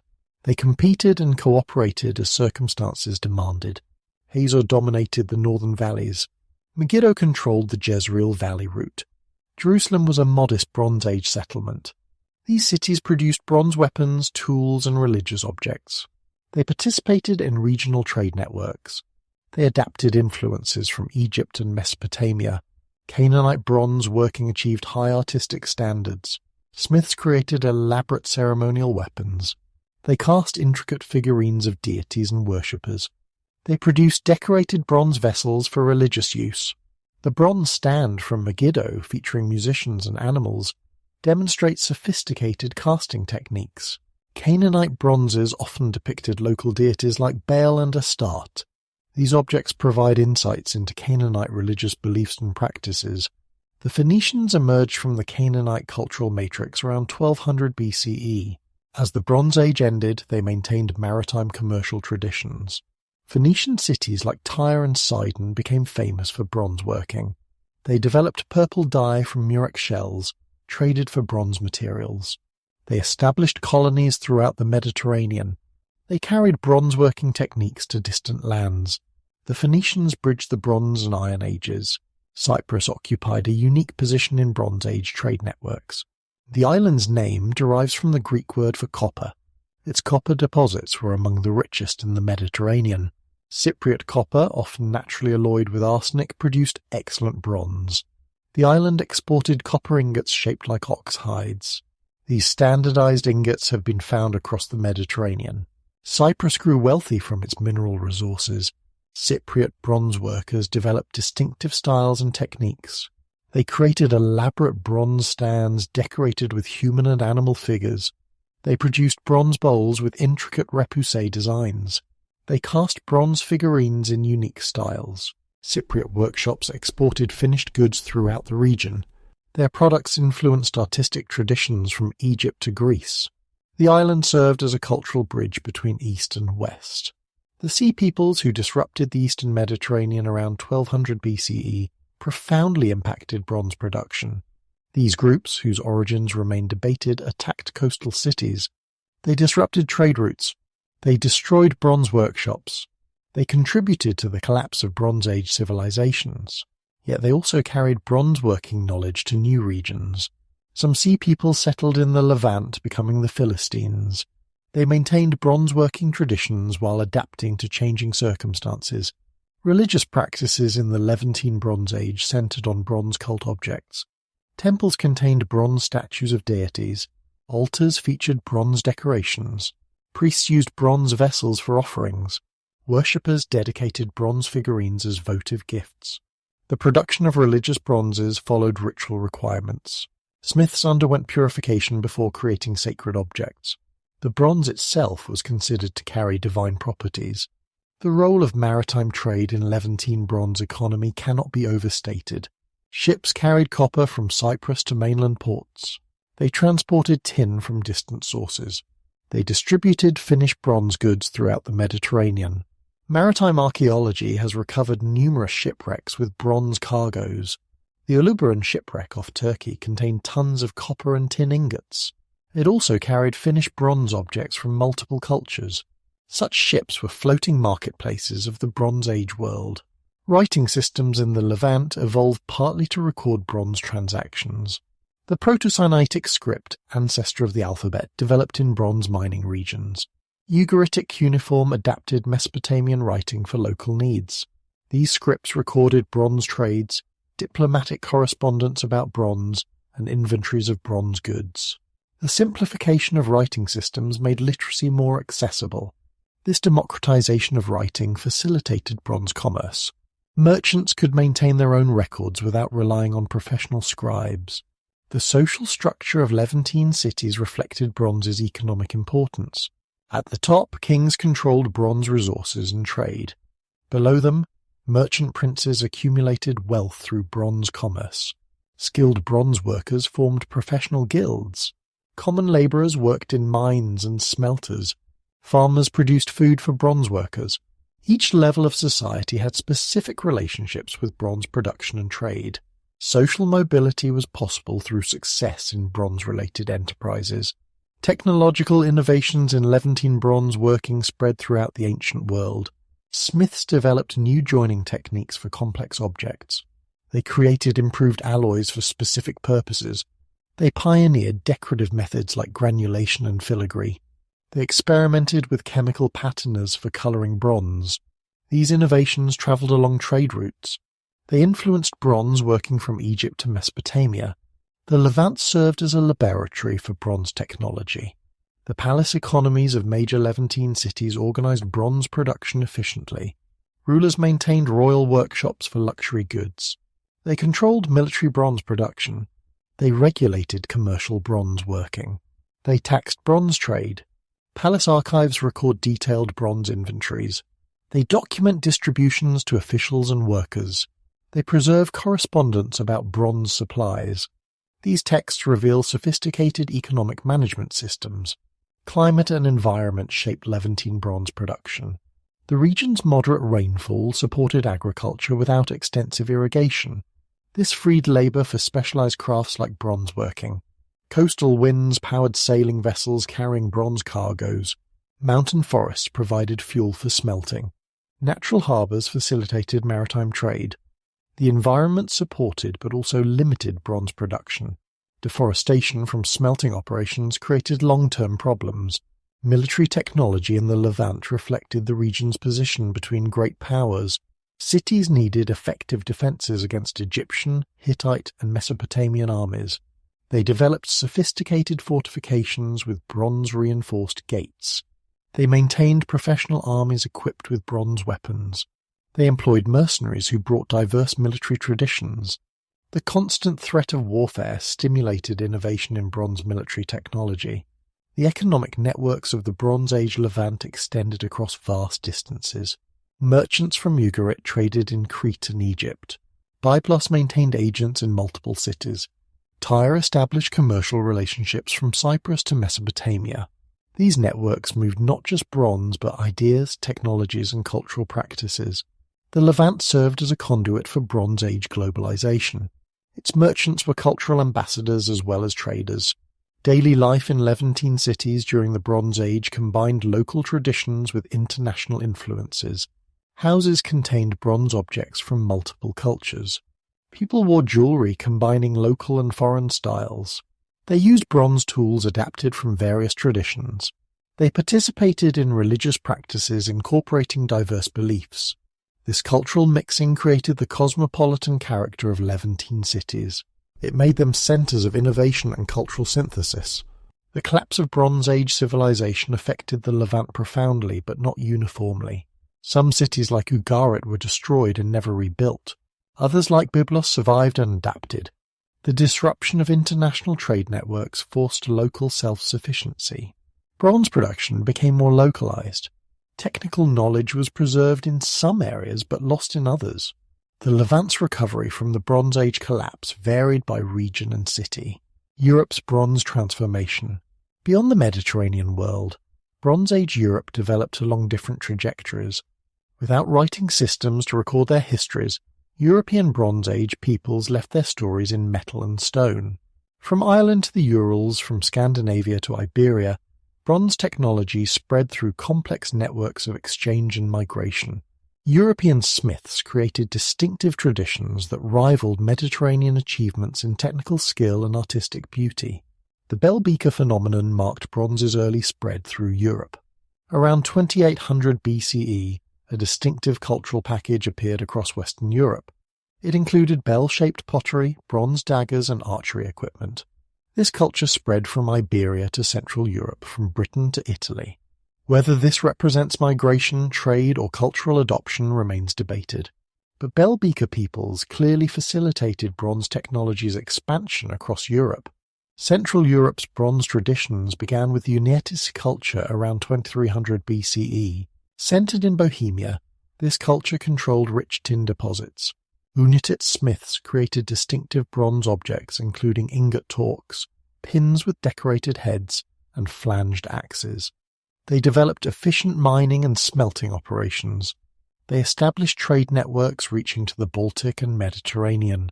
The Unetics culture laid foundations for Central European bronze working that would persist for millennia. The Nordic Bronze Age, beginning around 1700 BCE, produced remarkable artistic achievements.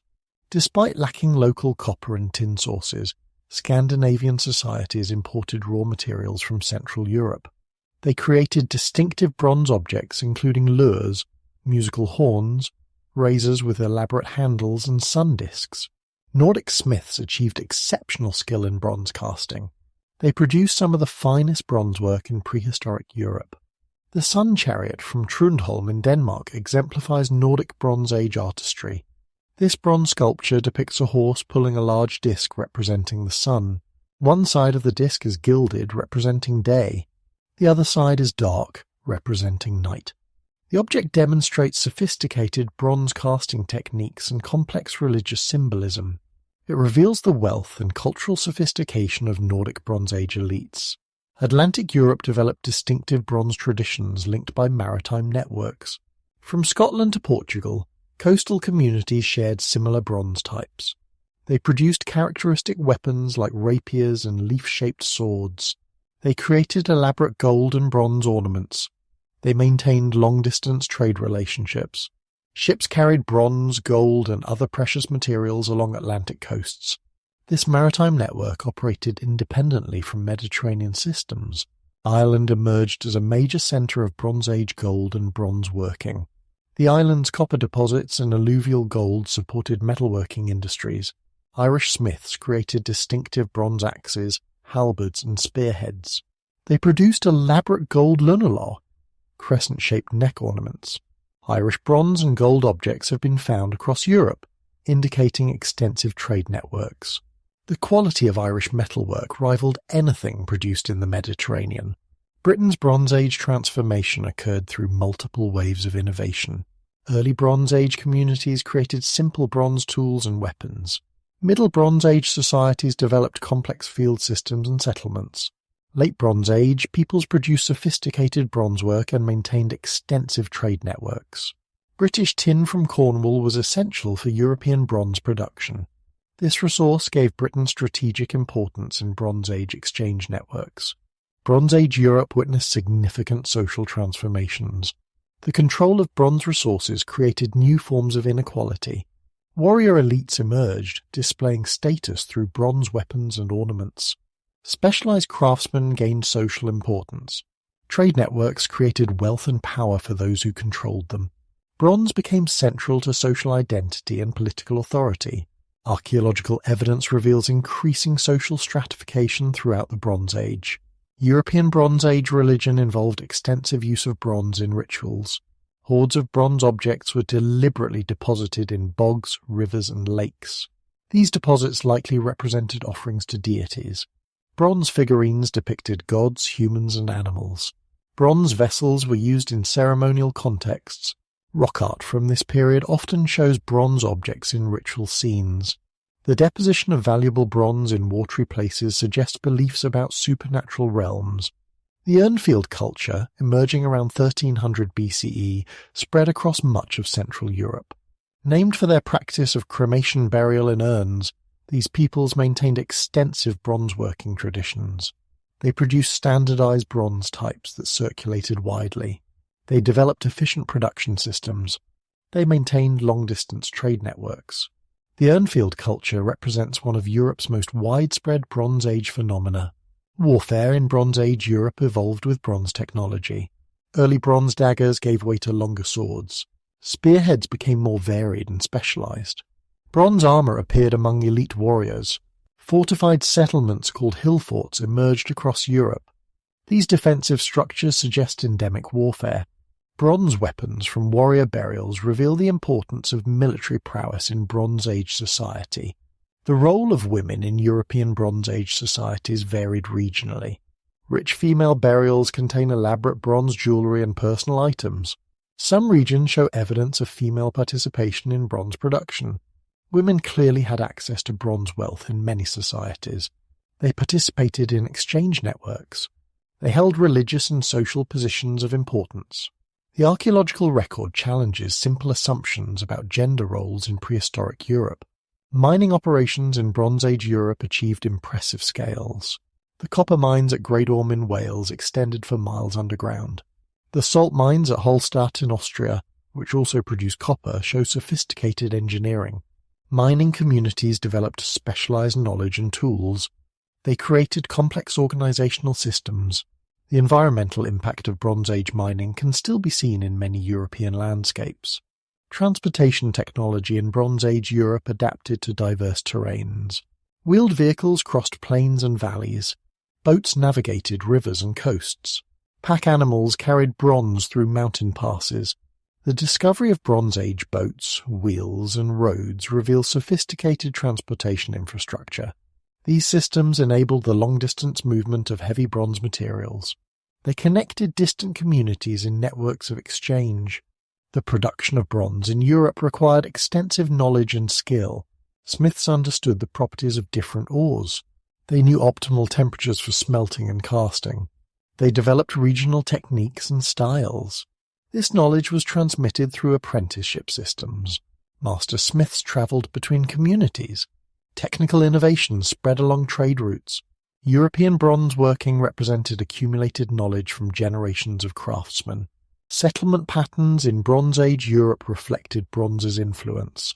Communities located near ore sources prospered. Settlements controlling trade routes grew wealthy. Defensive sites protected bronze resources. Agricultural intensification supported specialized bronze workers. The landscape was transformed by Bronze Age activities. Field systems, trackways, and territorial boundaries from this period still shape European landscapes. The collapse of Bronze Age systems in Europe occurred differently than in the Mediterranean. There was no sudden catastrophic collapse. Instead, iron gradually replaced bronze over several centuries. Some regions maintained bronze working traditions longer than others. The transition was complex and varied. Local factors influenced the pace of change. But eventually, iron's advantages ended bronze's dominance throughout Europe. Central and South Asian Bronze Age. The vast expanses of Central and South Asia witnessed unique Bronze Age developments. From the steppes of Kazakhstan to the river valleys of Pakistan, from the oases of Central Asia to the Ganges Plain, bronze technology adapted to diverse environments and cultures. These regions developed distinctive traditions while maintaining connections with neighboring civilizations. The Bronze Age achievements of Central and South Asia contributed significantly to human cultural heritage. The Indus Valley Civilization, also called the Harappan Civilization, ranks among the Bronze Age's greatest achievements. Emerging around 2600 BCE in the Indus River Valley, this civilization created planned cities, standardized weights and measures, and extensive trade networks. Harappa and Mohenjo-Daro, the largest cities, housed tens of thousands of inhabitants. These urban centers featured sophisticated drainage systems, public baths, and granaries. Bronze technology was integral to Harappan success. Harappan bronze workers achieved remarkable standardization across their vast territory. Bronze tools and weapons from different cities show identical designs and dimensions. This standardization suggests centralized control or shared technical traditions. Harappan smiths produced axes, spears, knives, mirrors, and vessels. They created bronze figurines, including the famous dancing girl from Mohenjo-Daro. This small sculpture demonstrates sophisticated lost wax casting techniques and artistic sensitivity. The Indus script, still undeciphered, appears on bronze seals and tablets. These inscriptions likely record economic transactions, possibly including bronze trade. The seals themselves, though often made of steatite, were sometimes cast in bronze. They featured animals like bulls, elephants, and mythical creatures. These seals were used to mark ownership and authenticate documents. Their widespread distribution indicates extensive administrative systems. Harappan trade networks extended from Afghanistan to Mesopotamia. They imported tin from Central Asia. They exported finished bronze goods and raw materials. Harappan bronze objects have been found at sites throughout the Persian Gulf region. Mesopotamian texts mention trade with Meluha, likely referring to the Indus region. This trade enriched both regions and facilitated cultural exchange. The decline of the Indus Valley Civilization around 1900 BCE affected bronze production significantly. Cities were abandoned. Trade networks collapsed. Bronze production became localized. The reasons for this decline remain debated. Climate change, river course changes, and invasions have all been proposed. Whatever the causes, the sophisticated urban bronze economy fragmented. Later cultures in the region developed different bronze working traditions. The Bactria-Margiana archaeological complex BMAC flourished in Central Asia during the Bronze Age. Also called the Oxus Civilization, the BMAC occupied oases in modern Turkmenistan, Uzbekistan, and Afghanistan. These settlements controlled trade routes between East and West. They developed distinctive bronze working traditions. BMAC smiths created elaborate ceremonial axes, pins with sculptural heads, and compartmented seals. BMAC bronze work shows remarkable artistic sophistication. Smiths created composite sculptures combining bronze with other materials. They produced elaborate vessels with narrative scenes. They cast intricate jewellery with granulation and filigree. The technical quality of BMAC bronzes equals anything produced in contemporary civilizations. These objects reveal a wealthy and cultured society. The BMAC maintained extensive trade relationships. They imported tin from the Zarafshan Valley. They exported finished bronze goods to Iran and the Indus Valley. They participated in the lapis lazuli trade from Afghanistan. Their strategic location made them intermediaries in Bronze Age exchange networks. BMAC sites have yielded bronze objects from multiple cultural traditions, demonstrating their cosmopolitan connections. The Andronovo culture spread across the Eurasian steppes during the Bronze Age. These nomadic and semi-nomadic peoples developed mobile bronze working traditions. They created distinctive bronze ornaments, weapons, and horse gear. Their bronze technology adapted to pastoral lifestyles. Portable tools and weapons were prioritized. The Andronovo culture influenced bronze traditions from Europe to China. Bronze technology reached China through Central Asian connections. Around 2000 BCE, bronze working appeared in the Yellow River Valley. Chinese bronze casting achieved unprecedented sophistication. The Shang dynasty, 1600–1046 BCE, produced elaborate ritual vessels that represent the pinnacle of Bronze Age artistry. Chinese smiths developed piece mold casting techniques that allowed for intricate designs and inscriptions. Chinese bronze vessels served crucial ritual functions. They were used in ceremonies honoring ancestors. They contained offerings of food and wine. They displayed the owner's status and power. The decoration on these vessels evolved through distinct phases. Early designs featured simple geometric patterns. Later vessels depicted elaborate mythical creatures. The toady mask, a distinctive Chinese motif, appeared on countless bronze objects. The scale of Chinese bronze production was enormous. The tomb of Fu Hao, a Shang queen, contained over 400 bronze vessels. Some individual vessels weighed hundreds of kilograms. The production of such objects required organized workshops, skilled craftsmen, and vast resources. Chinese bronze production represents one of the Bronze Age's most impressive industrial achievements. The Seymour Tobino phenomenon represents a transcontinental bronze tradition. Named after sites in Russia, this cultural complex spread bronze technology across northern Eurasia. Seymour Tobino bronzes include distinctive socketed spearheads, knives with animal decorations, and celts. These objects have been found from Finland to China. The rapid spread of this technology around 2000 BCE demonstrates the mobility of Bronze Age peoples. South Asian bronze traditions continued evolving after the Indus Valley Civilization. The Cemetery H culture, painted greyware culture, and other regional traditions maintained bronze working. They adapted techniques to local conditions. They developed distinctive styles. The Copper Hoard culture of the Ganges Valley produced large numbers of bronze implements. These objects suggest continued technological sophistication despite urban decline. Central Asian city-states like Samarkand and Bukhara became important bronze-working centres. They controlled access to tin sources. They facilitated trade between settled and nomadic peoples. They developed distinctive artistic traditions combining various influences. These cities would later become famous Silk Road centres, but their importance began in the Bronze Age. The role of horses in Central and South Asian Bronze Age societies deserves special attention. The domestication and riding of horses revolutionized steppe life. Bronze bits and harness fittings enabled horse control. Bronze weapons designed for mounted combat appeared. Chariots with bronze fittings spread from the steppes to settled civilizations. The horse-bronze combination transformed warfare and transportation across Eurasia. Religious practices in Central and South Asian Bronze Age cultures involved extensive bronze use. Shamanic traditions of the steppes included bronze mirrors and ornaments. Agricultural societies created bronze images of deities. Buddhist and Hindu traditions that emerged later incorporated bronze imagery. The continuity of bronze in religious contexts demonstrates its enduring sacred significance. The environmental impact of Bronze Age activities in Central and South Asia was significant. Mining operations in the Altai Mountains and other regions left lasting scars. Deforestation for fuel affected local climates.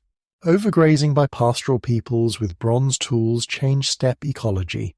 River valley civilizations altered hydrology through irrigation.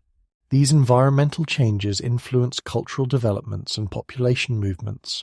Gender roles in Central and South Asian Bronze Age societies varied considerably. Steppe cultures often showed less rigid gender distinctions. Women participated in economic activities including bronze working. They were sometimes buried with weapons and bronze wealth. Settled agricultural societies typically showed more gender stratification.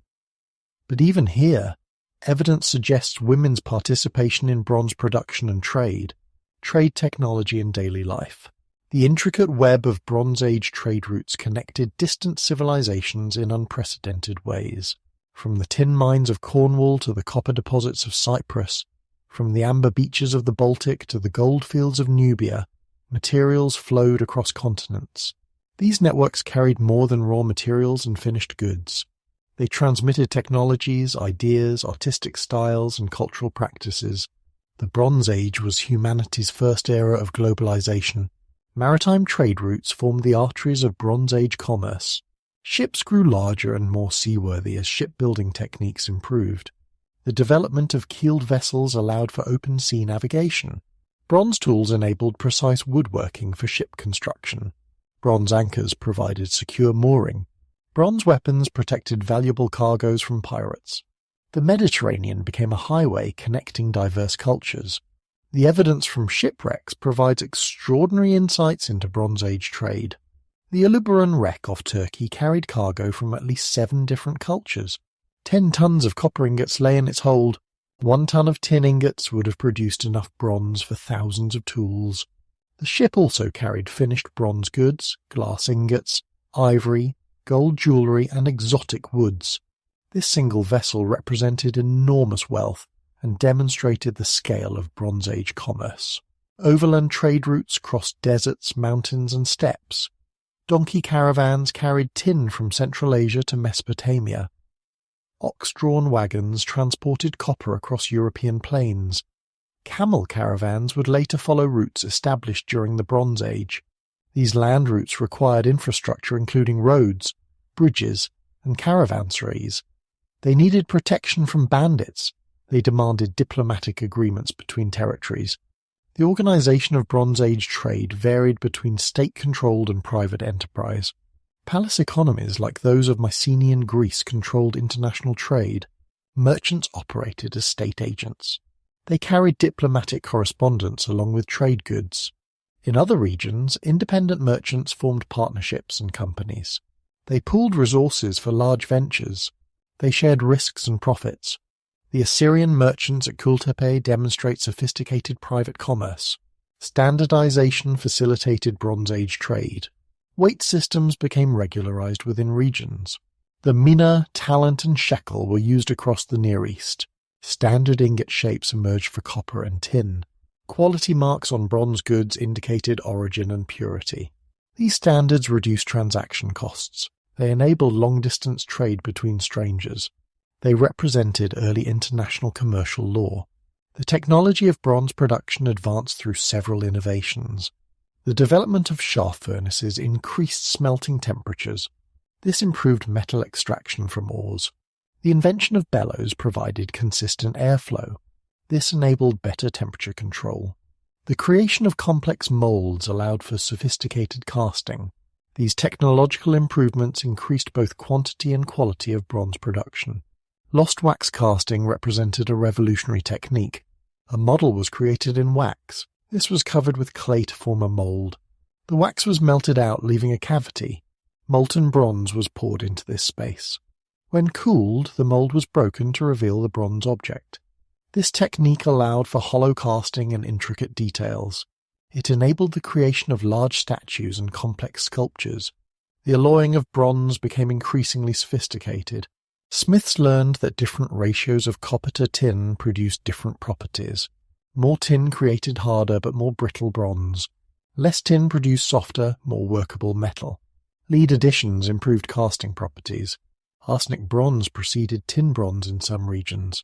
Smiths developed specific alloys for weapons, tools, and decorative objects. Bronze tools transformed every craft and industry. Carpenters used bronze saws, chisels, and adzes. Masons shaped stone with bronze tools. Leather workers employed bronze awls and needles. Textile workers used bronze spindle whorls and loom weights. Farmers relied on bronze plowshares and sickles. Fishermen used bronze hooks and harpoons. Each profession developed specialized bronze tools that increased productivity. The domestic sphere was revolutionized by bronze implements. Cooking vessels made of bronze conducted heat efficiently. They could be made thinner than ceramic pots. They didn't break when dropped. Bronze cauldrons enabled cooking for large groups. Bronze ladles and strainers improved food preparation. Bronze storage vessels preserved food and liquids. The kitchen became more efficient with bronze technology. Personal grooming and hygiene involved numerous bronze items. Razors allowed for clean shaving. Tweezers enabled precise hair removal. Mirrors provided clear reflections. Cosmetic applicators facilitated makeup use. Nail cleaners and ear scoops improved hygiene. These personal items have been found in graves across the Bronze Age world. They reveal attention to appearance and cleanliness. Clothing and textiles benefited from bronze technology. Bronze needles enabled fine sewing. Bronze pins and brooches fastened garments. Bronze buttons provided secure closures. Bronze spindles improved thread production. Bronze shears cut cloth precisely. The textile industry's growth during the Bronze Age partly resulted from better bronze tools. Medical practice utilized bronze instruments. Surgeons operated with bronze scalpels. Physicians used bronze probes to examine wounds. Dentists extracted teeth with bronze forceps. Bronze mortars ground medicinal herbs. Bronze vessels stored medical preparations. The precision possible with bronze instruments advanced medical knowledge and practice. Agricultural life was transformed by bronze implements. Ploughing became more efficient with bronze-shod ploughs. Harvesting speeded up with bronze sickles. Land clearing accelerated with bronze axes. Irrigation channels were dug with bronze tools. Food processing improved with bronze grinding stones. Agricultural surpluses increased, supporting larger populations and specialized occupations. The social implications of bronze access were profound. Those who controlled bronze resources held power. Bronze weapons gave military advantages. Bronze tools increased economic productivity. Bronze ornaments displayed status. Access to bronze became a marker of social position. Societies developed complex hierarchies based partly on bronze control. Children in the Bronze Age grew up surrounded by bronze objects. Toys made of bronze have been found in archaeological sites. Miniature bronze weapons trained young warriors. Bronze rattles entertained infants. Children of craftsmen learned bronze working skills through observation and practice. The transmission of bronze technology between generations ensured continuity. The elderly in Bronze Age societies often controlled bronze wealth. Accumulated bronze objects represented lifetime savings. Bronze treasures were passed between generations. Elder craftsmen possessed valuable technical knowledge. They trained younger workers in bronze techniques.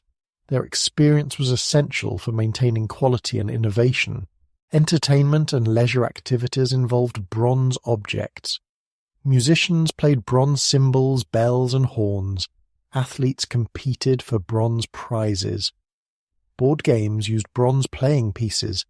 Drinking parties featured bronze vessels. Ceremonial events displayed bronze wealth. Bronze enhanced both sacred and secular celebrations. The acoustic properties of bronze created new sound worlds. Bronze bells rang across settlements. Bronze gongs summoned assemblies. Bronze horns announced arrivals. Bronze weapons clashed in battle. The sounds of bronze working filled workshops. These distinctive sounds marked the Bronze Age as different from earlier periods. Food systems were revolutionized by bronze technology. Bronze tools improved food production. Bronze vessels enhanced food preparation. Bronze implements facilitated food storage. Bronze weapons protected food supplies. Trade in bronze enabled food exchange between regions. The Bronze Age diet became more varied and nutritious for many populations. Architecture benefited enormously from bronze tools. Stone could be quarried more efficiently. Wood could be shaped more precisely. Decorative elements could be carved in detail. Bronze fittings strengthened structures. Bronze doors protected important buildings. Monumental architecture of the Bronze Age depended on bronze technology. Water management improved with bronze tools. Wells were dug deeper. Channels were cut straighter. Dams were built stronger. Pipes were fitted better. Bronze pumps moved water efficiently. These improvements supported larger settlements and intensive agriculture. Timekeeping and calendar systems developed alongside bronze technology. Bronze instruments measured celestial movements. Bronze markers indicated seasonal changes. Bronze calendars recorded important dates. The precision of bronze instruments improved astronomical observations. This knowledge was crucial for agricultural and religious timing. Communication systems utilized bronze in various ways. Bronze seals authenticated messages. Bronze tablets preserved important texts. Bronze signals conveyed information across distances. Bronze gifts communicated diplomatic intentions. The material culture of bronze facilitated complex communication. The Bronze Age collapse. Around 1200 BCE, the magnificent civilizations of the Bronze Age began to crumble. Within a few generations, empires that had endured for centuries vanished. Palaces burned. Cities were abandoned. Trade networks disintegrated. Writing systems disappeared in many regions. The sophisticated international system that had characterized the Late Bronze Age collapsed into localized, impoverished communities. This catastrophic transformation, known as the Bronze Age collapse, remains one of history's great mysteries. The Eastern Mediterranean experienced the most dramatic disruptions. The Mycenaean palaces of Greece burned around 1200 BCE. The Hittite Empire fragmented and its capital Hattusa was destroyed. Ugarit, the great trading city, was consumed by flames. Egyptian power retreated to the Nile Valley. Cyprus experienced widespread destruction. The Levantine coast saw numerous cities destroyed or abandoned. Within 50 years, the political map of the Eastern Mediterranean was unrecognizable. The Sea Peoples appear prominently in accounts of the collapse. Egyptian texts describe invasions by confederations of maritime raiders. Rameses III's inscriptions at Medinet Habu detail battles against these invaders. The Sea Peoples included groups with names like Sherden, Lucca, and Peliset, possibly the Philistines. They attacked by land and sea. They brought families, suggesting migration rather than mere raiding. Their origins remain debated. They may have been displaced populations seeking new homes, but the Sea Peoples were likely symptom rather than cause of the collapse. The breakdown of established order enabled their movements. Weakened states couldn't defend against raiders. Disrupted trade networks forced populations to migrate. The Sea Peoples took advantage of existing chaos. They accelerated ongoing processes of dissolution. Their attacks were effects of systemic failure rather than its primary cause. Climate change played a significant role in the Bronze Age collapse.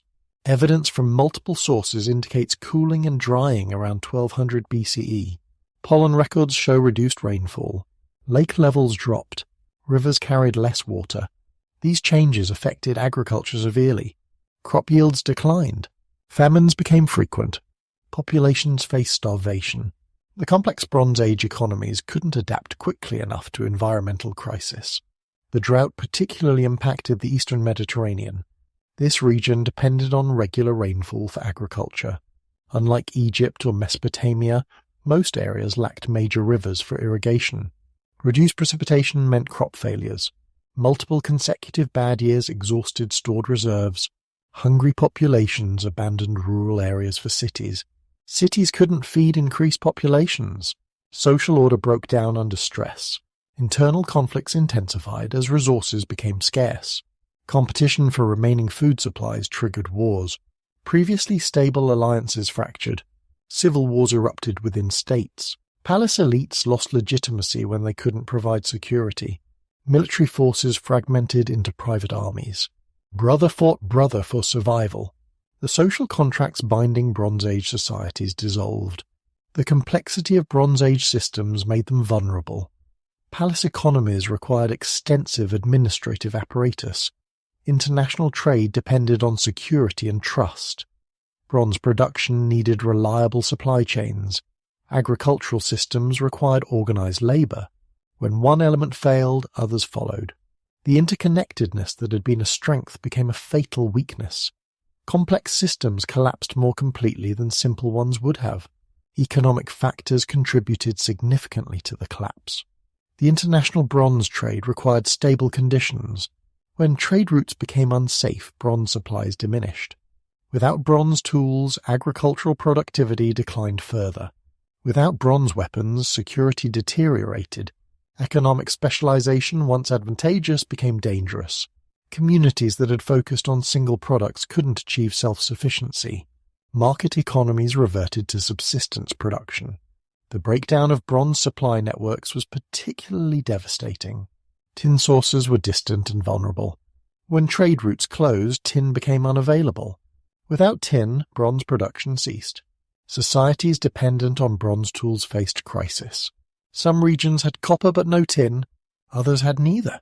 The bronze economy that had driven prosperity for millennia suddenly failed. Technological disruption may have contributed to collapse.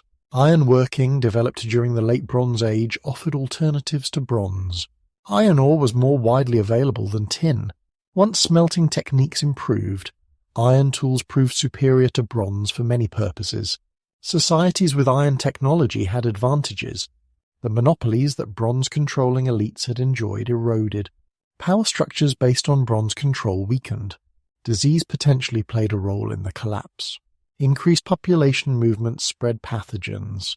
Weakened populations were more susceptible to illness. Trade routes that had carried goods also transmitted diseases. Urban crowding facilitated epidemic spread. Medical knowledge couldn't combat new diseases. Population declines from disease-weakened states and economies. The psychological impact of collapse was profound. Populations accustomed to stability faced chaos. Traditional authorities lost credibility. Religious systems that had promised divine protection failed. Cultural confidence evaporated. The arts and literature that had flourished during the Bronze Age largely ceased. A dark age of cultural poverty followed the collapse in many regions. Writing systems disappeared in several areas after the collapse. Linear B script vanished from Greece. Cuneiform declined dramatically in Anatolia. Literacy became rare outside Egypt and Mesopotamia. Without writing, administrative systems failed. Historical memory relied on oral tradition. Technical knowledge was lost. The intellectual achievements of the Bronze Age were largely forgotten. Population movements reshaped the post-collapse world. Refugees fled destroyed cities. Nomadic peoples moved into depopulated areas. Coastal populations moved inland for security. Mountain peoples descended to valleys. These migrations mixed populations and cultures. New ethnic identities emerged. The demographic map of the Mediterranean and Near East was redrawn. Some regions weathered the collapse better than others. Egypt, though weakened, maintained pharaonic government. Assyria preserved cuneiform culture. Some Phoenician cities survived and later prospered. These continuities preserved Bronze Age knowledge. They provided foundations for eventual recovery. They maintained links to the Bronze Age past. The recovery from collapse took centuries. Iron technology gradually spread. New trade networks slowly developed. Urban life eventually revived. Writing systems were reinvented or reintroduced. But the new civilizations differed fundamentally from their Bronze Age predecessors. The palace economies never returned.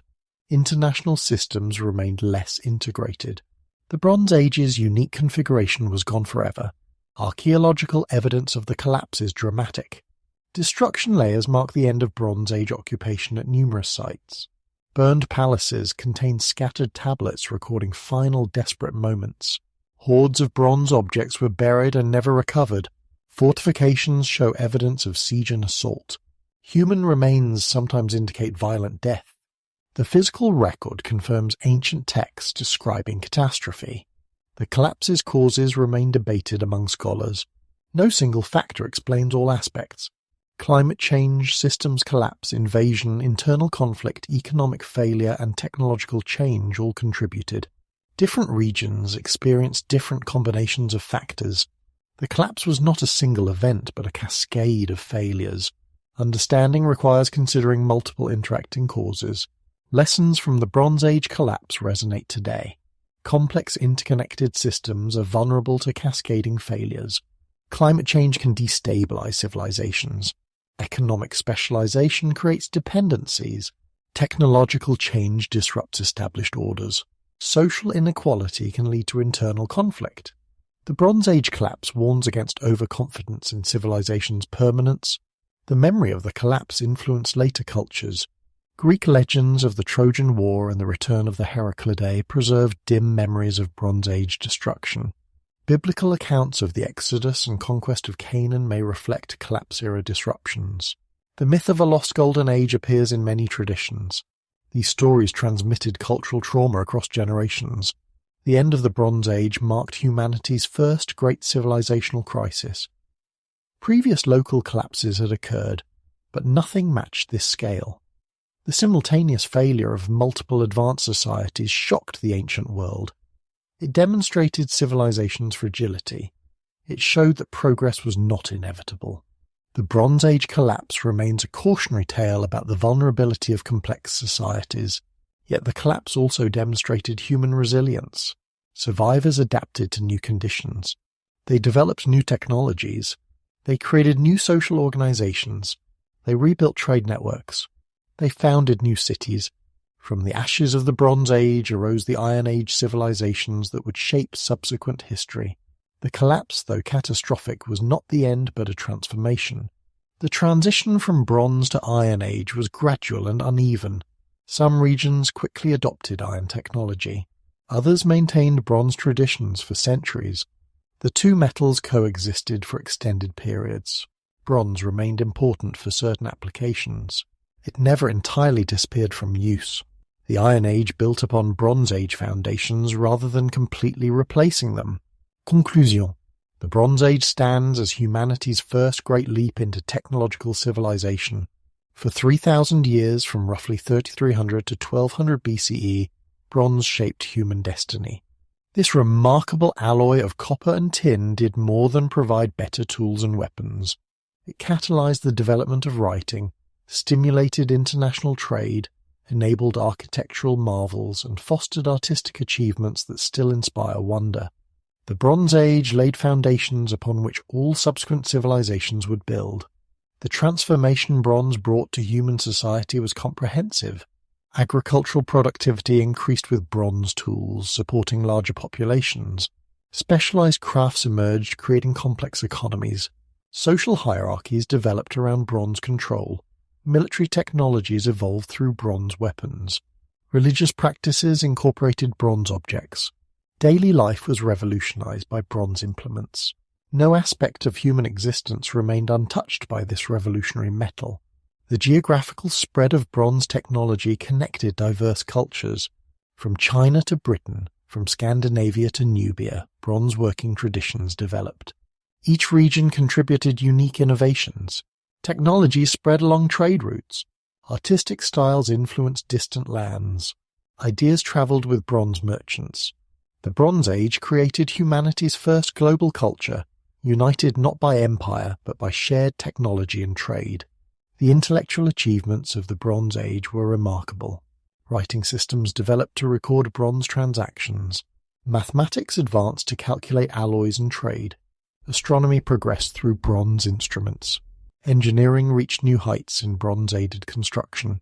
Medicine improved with bronze surgical tools. These intellectual developments laid groundwork for later scientific advancement. The social changes brought by bronze were profound. Inequality increased as elites controlled bronze resources, but social mobility also became possible through bronze working skills or trade success. Women participated in bronze economies in various roles. Children learned specialized crafts. Elderly craftsmen preserved technical knowledge. Bronze created new social roles and relationships that shaped human organization. The artistic legacy of the Bronze Age endures in museums worldwide. Bronze sculptures from ancient China demonstrate technical mastery. Greek bronze statues capture human form with unprecedented realism. Celtic bronze work shows intricate decorative traditions. Egyptian bronze treasures reveal religious devotion. These objects transcend their practical functions to become art that speaks across millennia. The environmental impact of the Bronze Age was substantial and lasting. Mining operations scarred landscapes from Wales to Cyprus. Smelting consumed vast forests, contributing to deforestation across Europe and the Near East. Slag heaps accumulated near production centres, contaminating soil and water. The hunger for fuel changed ecosystems permanently. Some regions never recovered their original forest cover. The Bronze Age began humanity's large-scale transformation of the natural environment. Yet the Bronze Age also demonstrated human ingenuity in overcoming challenges. The scarcity of tin spurred long-distance trade and exploration. The complexity of bronze production encouraged systematic thinking and knowledge preservation. The need for cooperation in obtaining materials fostered diplomatic relations. Technical problems stimulated innovation. Resource limitations promoted efficiency and recycling. The Bronze Age showed how constraints could drive creativity. The collapse of Bronze Age civilizations around 1200 BCE marked a crucial turning point in human history. This catastrophic event demonstrated both the fragility and resilience of complex societies. Palaces burned and empires fell, but knowledge survived. Communities adapted to new conditions. Technologies evolved to meet changing needs. From destruction came transformation. The collapse was not an ending, but a transition to new forms of civilization. The legacy of the Bronze Age extends far beyond the metal itself. Legal codes developed during the Bronze Age influenced later law. Religious concepts formed during this period shaped major world religions. Artistic traditions established in the Bronze Age continued for millennia. Trade routes pioneered by bronze merchants became permanent commercial highways. Cities founded during the Bronze Age remain inhabited today. The Bronze Age created patterns that would define human civilization. Modern archaeology continues revealing new aspects of the Bronze Age. Advanced scientific techniques analyze bronze composition, revealing ancient trade networks. DNA studies trace population movements. Climate data explains environmental changes. Underwater archaeology recovers shipwrecks with bronze cargoes. Satellite imagery identifies previously unknown sites. Each discovery adds detail to our understanding of this crucial period. The Bronze Age still has secrets to reveal. The relevance of the Bronze Age to contemporary society is striking. Globalization, which seems modern, began with Bronze Age trade networks. Economic specialization, international diplomacy, and technological disruption all have Bronze Age precedents. The challenges faced by Bronze Age societies mirror modern concerns. Climate change, resource scarcity, inequality, and systems collapse threatened ancient civilizations as they do today. Studying the Bronze Age provides perspective on current global challenges. The technological achievement of bronze itself deserves final recognition. Creating bronze required understanding that combining two soft metals could produce a hard alloy. It demanded mastery of high-temperature processes. It needed knowledge of chemistry before chemistry existed as a science. The development of bronze technology represents one of humanity's great intellectual achievements. It showed that humans could transform natural materials into something entirely new. The human stories of the Bronze Age, though often lost to time, shaped our world. Anonymous smiths perfected techniques passed down through generations. Merchants risked their lives crossing dangerous territories. Miners laboured in dark tunnels extracting precious ores.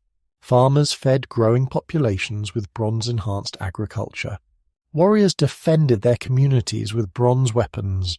Artists created beauty that transcends time. These countless individuals, whose names we'll never know, built the foundations of civilization.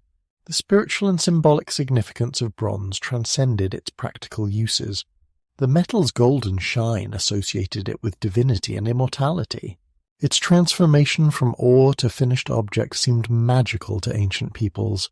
Bronze objects carried meaning beyond their function. They represented power, wealth, skill, and divine favor. The metal became integrated into humanity's symbolic vocabulary.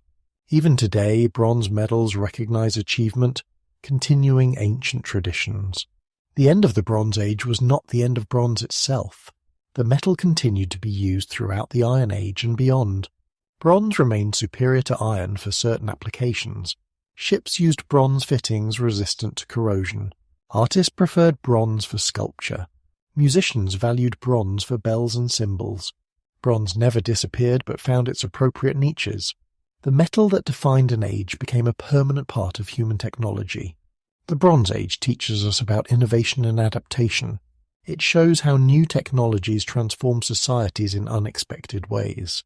It demonstrates the importance of trade and cultural exchange. It reveals the vulnerability of complex systems. It illustrates human creativity in facing challenges. The Bronze Age was humanity's first great experiment in technological civilization. Its successes and failures provide lessons for our own technological age. Looking back across the millennia, the Bronze Age emerges as a defining period in human development. It witnessed the rise of cities, the birth of writing, the creation of empires, and the flowering of art. It saw humanity's first attempts at international relations and global trade. It produced technologies and ideas that would shape all subsequent history. The Bronze Age was when humanity first reached for complexity and achieved it, however temporarily. The story of bronze is ultimately a human story. It's about curiosity leading to discovery.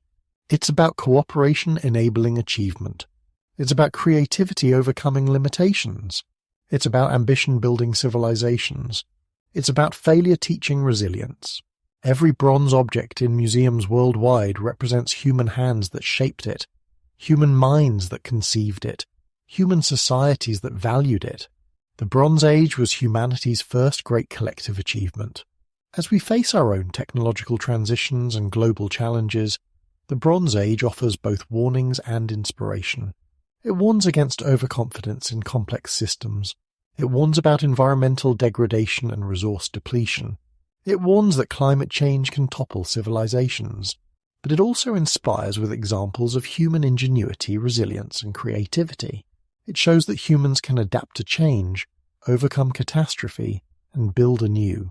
The bronze that gave its name to an entire age was more than just a useful metal. It was the catalyst for humanity's transformation from scattered agricultural communities to interconnected civilizations. It enabled the accumulation and transmission of knowledge. It facilitated the creation of art and beauty.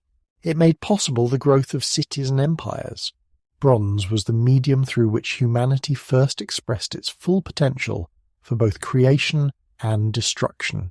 Today, as we stand in museums gazing at Bronze Age treasures, we look across thousands of years at the work of our ancestors. These objects survived wars, disasters, and the passage of millennia to reach us. They carry messages about human achievement and aspiration. They remind us that civilizations rise and fall, but human creativity endures. They connect us to the long story of human development. They show us that we are part of a continuum stretching back to those first smiths who discovered that copper plus tin equals bronze. The Bronze Age ended over 3,000 years ago, but its echoes persist. Every time we use the phrase bronze medal, we remember ancient values. When archaeologists uncover bronze artifacts, we reconnect with lost worlds. When museums display bronze treasures, we marvel at ancient skill. When historians study Bronze Age texts, we learn about our origins. The Bronze Age may be long past, but it remains vibrantly present in our collective memory and cultural heritage. This extraordinary period in human history deserves our attention and respect. The Bronze Age was when humanity first dared to dream big and possessed the tools to achieve those dreams.